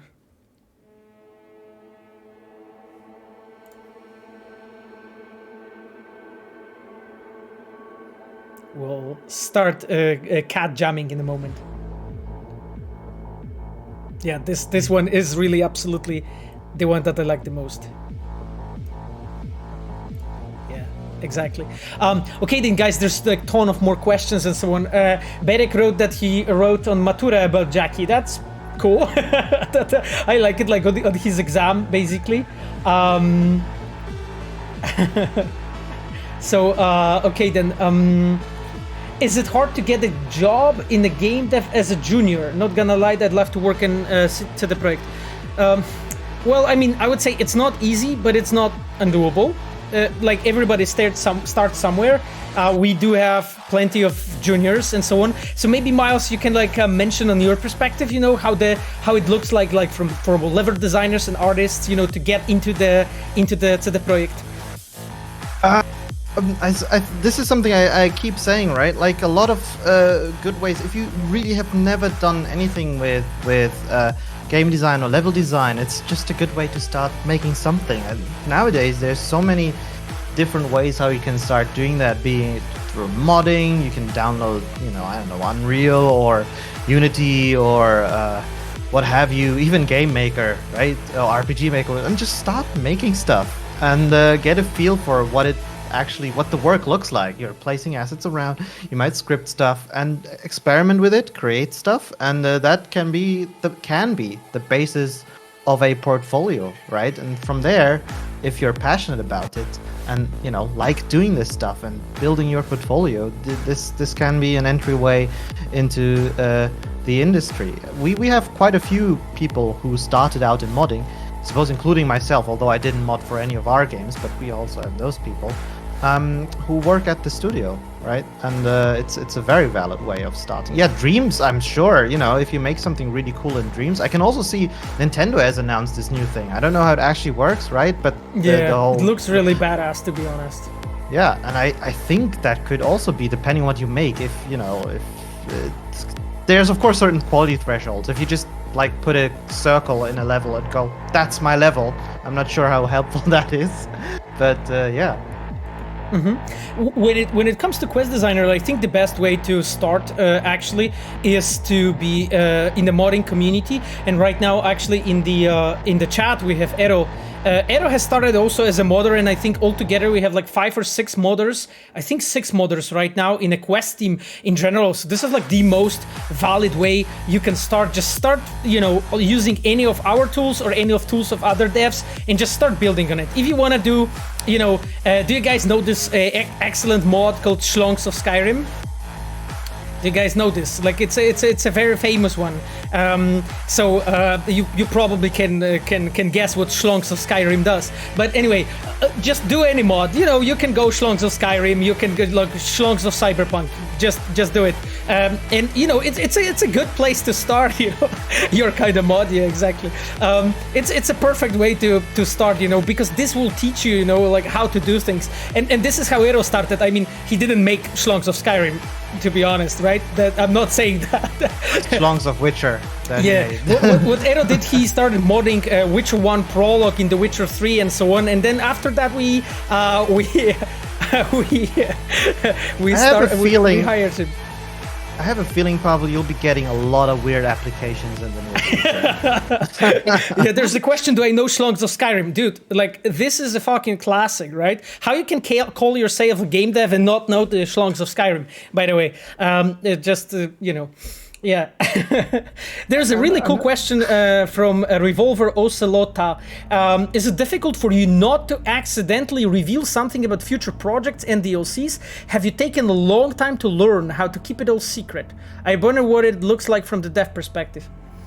Interesting. Like, Miles, what's your take on this? I think, you know, it can be really difficult because we work on stuff that I personally, you know, find super exciting. While we didn't talk about Cyberpunk at all, we of course were already working on it and I kind of knew what we were making. And that was just the most difficult thing, not to just go and tell everyone how cool this is going to be. Same when we were working on Witcher 3. And, you know, but you do get better at it. And I suppose like part of interacting with the community is also sort of, as a developer, you know, learning about not falling into all of your traps, not giving in to all of your requests, and learning how to say no, we're not gonna talk about the DLC.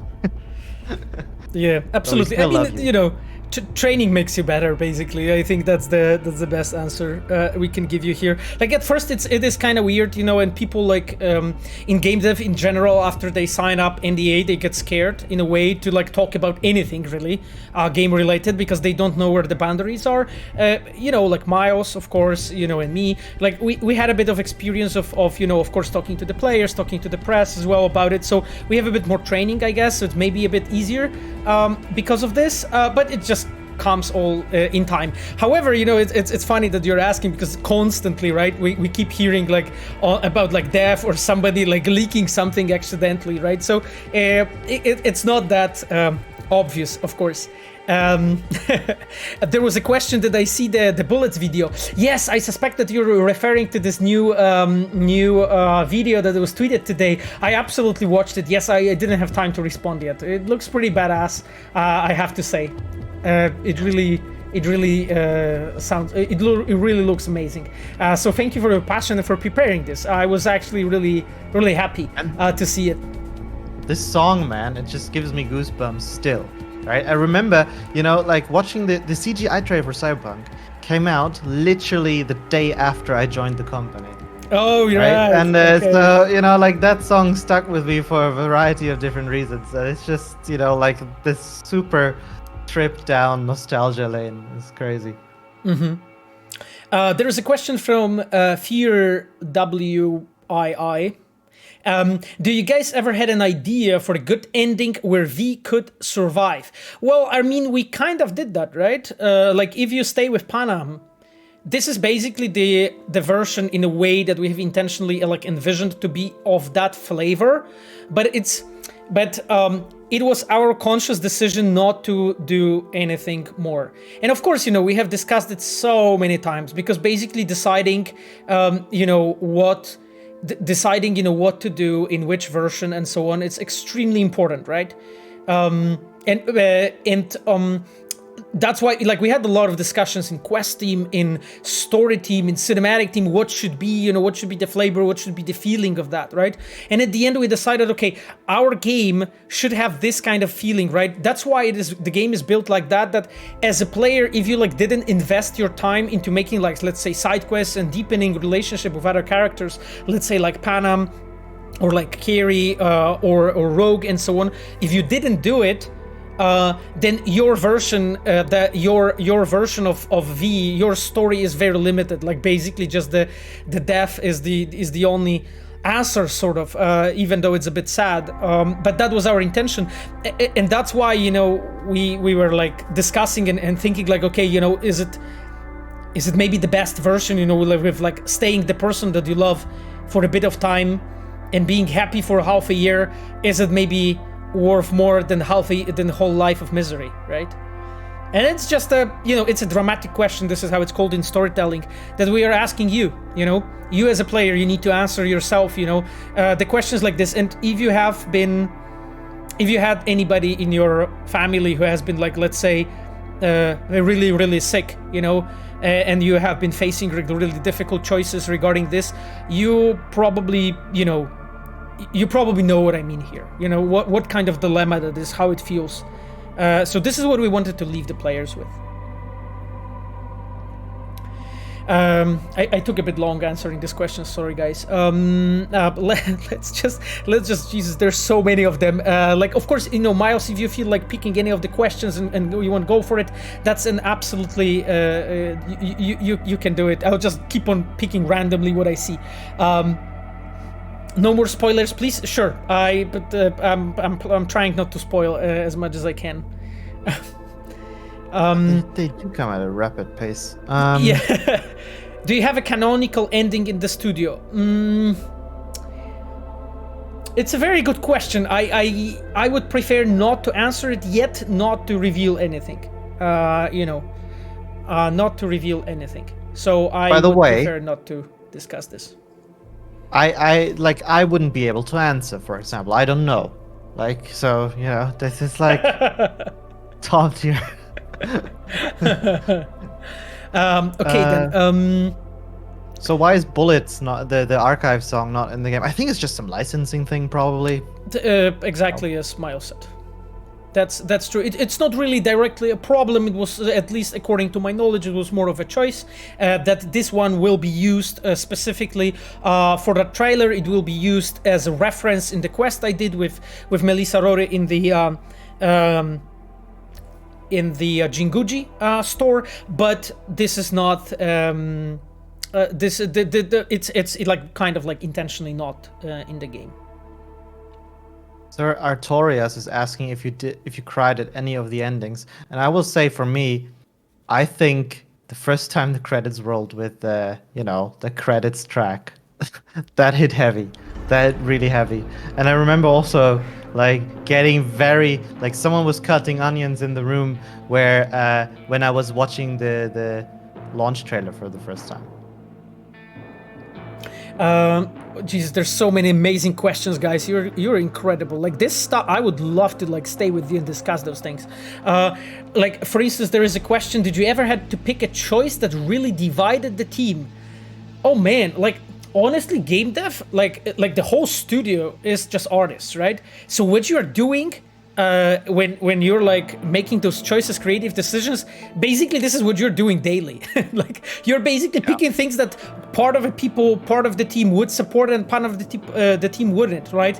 Because we are like using our own emotional kind of vulnerability, our own aesthetics, like feel for aesthetics. And very often, because when you're like choosing, hey, should we like do this or that, and those choices are only like aesthetic, I would say. So this is like, you know, should we go with this or that, and both are good, you're absolutely going to divide the team. You're absolutely going to make like some artists feel like this is better, that is better. So yeah, I think I could say in a way that when we are doing this, it like happens daily.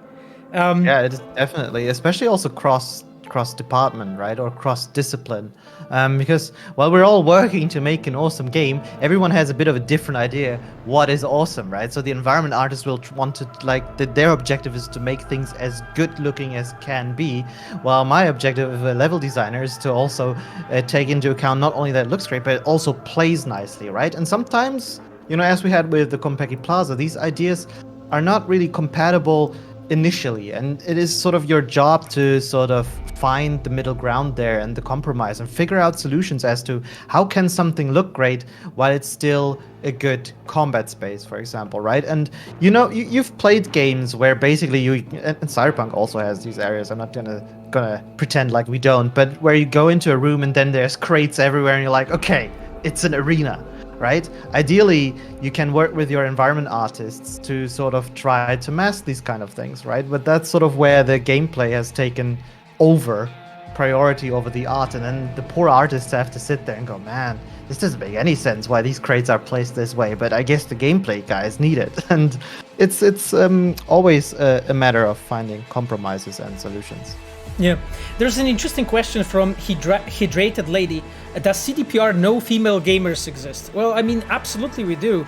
Like, we actually even have a huge group of ladies working on the game with us. Like, even today on the chat, we have Ayano, who's the producer of the UI team, and we have Arashi, who's a gameplay designer. And if I remember correctly, CDPR is 23% woman, which is like when you look at the gaming studios in general, like this is like a huge percentage. Like normally this is just few percent. Like it's extremely rare, right? Because simply there's just way less interest on the side of the, I would say, female devs to be on the development. But there's also like a lot of great talent there. Even in my team, like I think 5 or 6 people are female. So absolutely. Yeah. So yes, we do know. I'm a bit biased, of course, because I worked on the Judy questline, but that was basically spearheaded by Sarah, Magda, and Kasha, right? They're basically the masterminds of sort of making absolutely. The whole Judy plot work. Yeah, exactly. Like we have actually a lot of really good devs who are females and who are gamers, of course. You know. Oh God. I'm guys. I know, but I'm consciously picking the questions that are difficult because I love that. So Miles, check this one out. Are you satisfied with the scale discussions about Cyberpunk, or did you think it would be bigger, but problems have overwhelmed the plot and the characters a bit? Oh, do you want to take this? Yeah. I think we can both give this an answer, right? I would probably tend to being honest here and being a bit sad that the problems that were there at launch and are even now there have been overshadowing the parts that I hoped people would talk more about, right? Because as you can see, there's a lot of thought and work that went into even the most minute designs, right? And there's a lot of very cool people that spend a lot of time and heart into making things like the Jackie scene work so well, right? And even now, I mean, this was Pavel's PC messing up, but these things sort of take the attention away from what is actually where, you know, sort of our passion went into. And of course then, you know, I wish it hadn't gone that way, but it's now up to us to sort of make sure that we can provide this experience, and we're working, you know, really hard on making that happen. And I hope then that in the future we can have a discussion about all of these other cool things that people might have missed that Pavel is able to show here as well, you know, like with really awesome insight. And yeah, then I can finally talk about why there's so much junk loot lying around in the world and where all the dildos went, because that's really what I want to talk about. Exactly, the mystery of like dildos disappearing after one patch. So I don't want to repeat what Miles said because I think he phrased it really well. Like, one thing I can say from myself specifically is that it made me very sad that a lot of players just completely like ignored parts of the game, or like ignored things in the game and just like focused on the issues, right? Even when you know, like the game was working for them and they were able to like enjoy it and so on, they didn't talk about it because there were others that were like understandably angry that not everything was working fine. So I just hope that, you know, really like next time we'll do better job in like providing a version of the game that will be much more stable, I would say, so that you as a gamers, you can actually like enjoy really and see and find things in the game that are really there.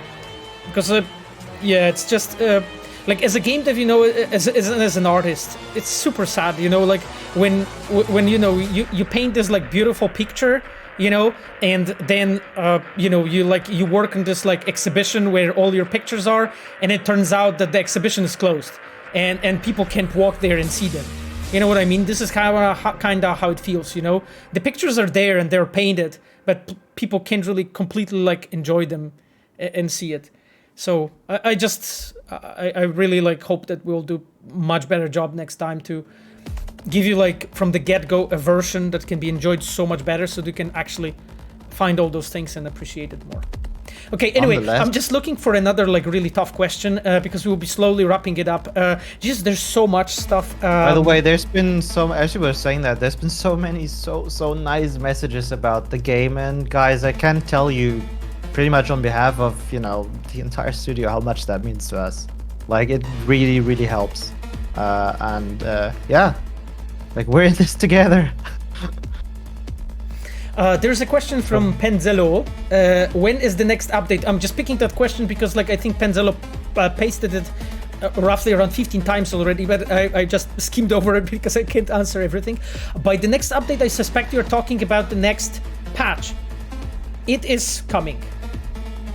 And this is as much as I can tell you. And on the, I think, investors call some time ago, we have shown you the roadmap for a whole year. And there you could basically see what's coming, like what are our plans. So we're still working on it, like nothing changed there and so on. And basically when, like when we are not showing it to you yet, it means that we are not happy with it yet, with the way how it works, with the way how it feels and so on. So there's still work to be done. And also, like, please have in mind that right now when we are working for something, for a live game, for a game dev, is a completely different experience, because you as a game dev, you need to make sure that all the patches, they work with a live game. So player can have this certain weapon, player can have this certain clothing, can be in this certain location, you know, can be during that exact scene that you're changing, you know. So when you take all those things into account, you know, players can have like certain builds and so on. So when you're like taking all those things into account, you need to think as a game dev, you know, how to update the game in the patch, not to break anything. And this is extremely difficult to do, and that's why we are like, you know, using all the save games we're getting from players, you know, via our great customer support. You know, they are sending it to us, so they were using them to check, you know, all the changes that we are doing, if it does not break anything for you. And this is something, that's why, you know, the changes that we are doing, we need to make sure that they're well tested, that they're checked, you know, because it's one thing to make it work, it's a separate thing to make it work for the player that is literally in the middle of the game. And that thing needs to work, sometimes even retroactively, as we call it. So backwards, we need to fix the save that is broken. It's just simply more complex and just takes a bit more time. I can also add like a very specific example to this, so you can sort of get into the mindset even of like the simplest changes, right? So you guys save your game, right? And then your V is standing in a specific spot in the world. And sometimes now when we try to patch stuff, we realize, okay, crap, we need to move a piece of cover or a geometry around, right? So in the worst case, what might happen is that you load the game after getting an update and suddenly you're standing inside a chair or something, right? And that would be a game breaker for you.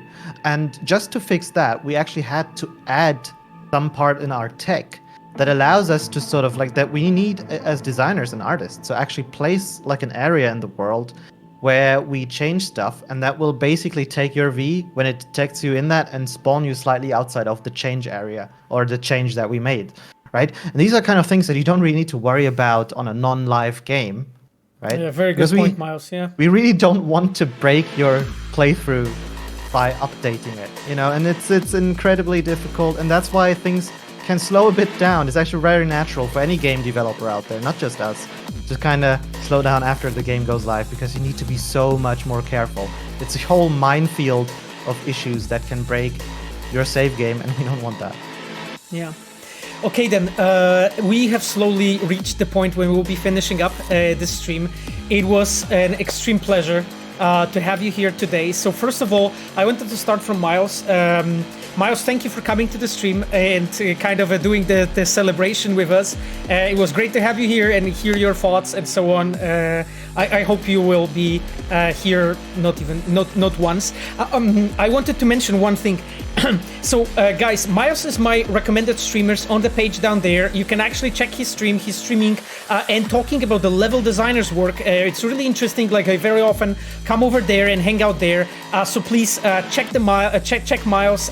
Also, like the Nightbot was regularly spamming Miles socials, but I will also type Miles now, and that basically gives the exact Nightbot just printed out all the socials from Miles, so you can follow him on Twitter or on Twitch, wherever you prefer. I'm really thank you, Miles, for being here. Thank you so much, Pavel. Really, I can't thank you enough for having me. This is like a great honor of me to be here on your stream, the first guest, and I've really had a good time, and I hope you guys enjoyed it as well. And yeah, be nice to Pavel, guys. Okay, thank you, Miles. And then, I wanted, of course, mention our amazing moderators and VIPs that we have them on, VIPs that we have on the chat. So Ayano, she is our UI producer. She's moderator. She's always helping me, and she's in my recommended streamers. She's playing Destiny 2. It's a really fun stream. I'm very often there during a week. Please check her stream out. Then we have Maciek Repek that is here today. I'm really glad to have you, Maciek. Maciek is our community manager, handling the Gwent qualifiers and all the bigger Gwent events. It's amazing, Maciek, that you're here with us today. And we have, of course, Sapphire, who's supporting me all the time. She's my girlfriend, and of course, a great moderator. Aside from that, of course, we have a few other Reds. There's Fabian, that you probably know. Fabian, our PR manager for Germany, an amazing guy. We have Jivok. Jivok is our customer support specialist, also a guy who's helping me very often with Ayano together. Michał Brzeźniak, our cinematic designer, who did a lot of scenes that we saw today. We have Stealth Spell, actually. So I didn't see that the Stealth Spell arrived. Good to have you. Stealth Spell is actually Despina. Despina is a quest designer in my team, a person she is actually Greek. So good to have you, Despina. It's a pleasure that you joined us. We have, of course, Miles, and then we have Eero. Eero is our quest designer as well from Estonia, and a very experienced modder as well from modding community. And whoever else was here, I'm very sorry that if I missed you. I know that Alicia was here at some point, and Muzzy. So our art acting lead QA. Now that would be it for everybody who was here. Thank you so much for being here. I will leave you out now for some amazing music. We will see each other. Yes, Miles. We'll see each other in a week, same time, 8 p.m. CST. I hope to have some awesome things prepared for you, and I hope that we will have not anymore any technical issues. I wish you wonderful rest of Sunday or rest of the day. Bye-bye. Good night.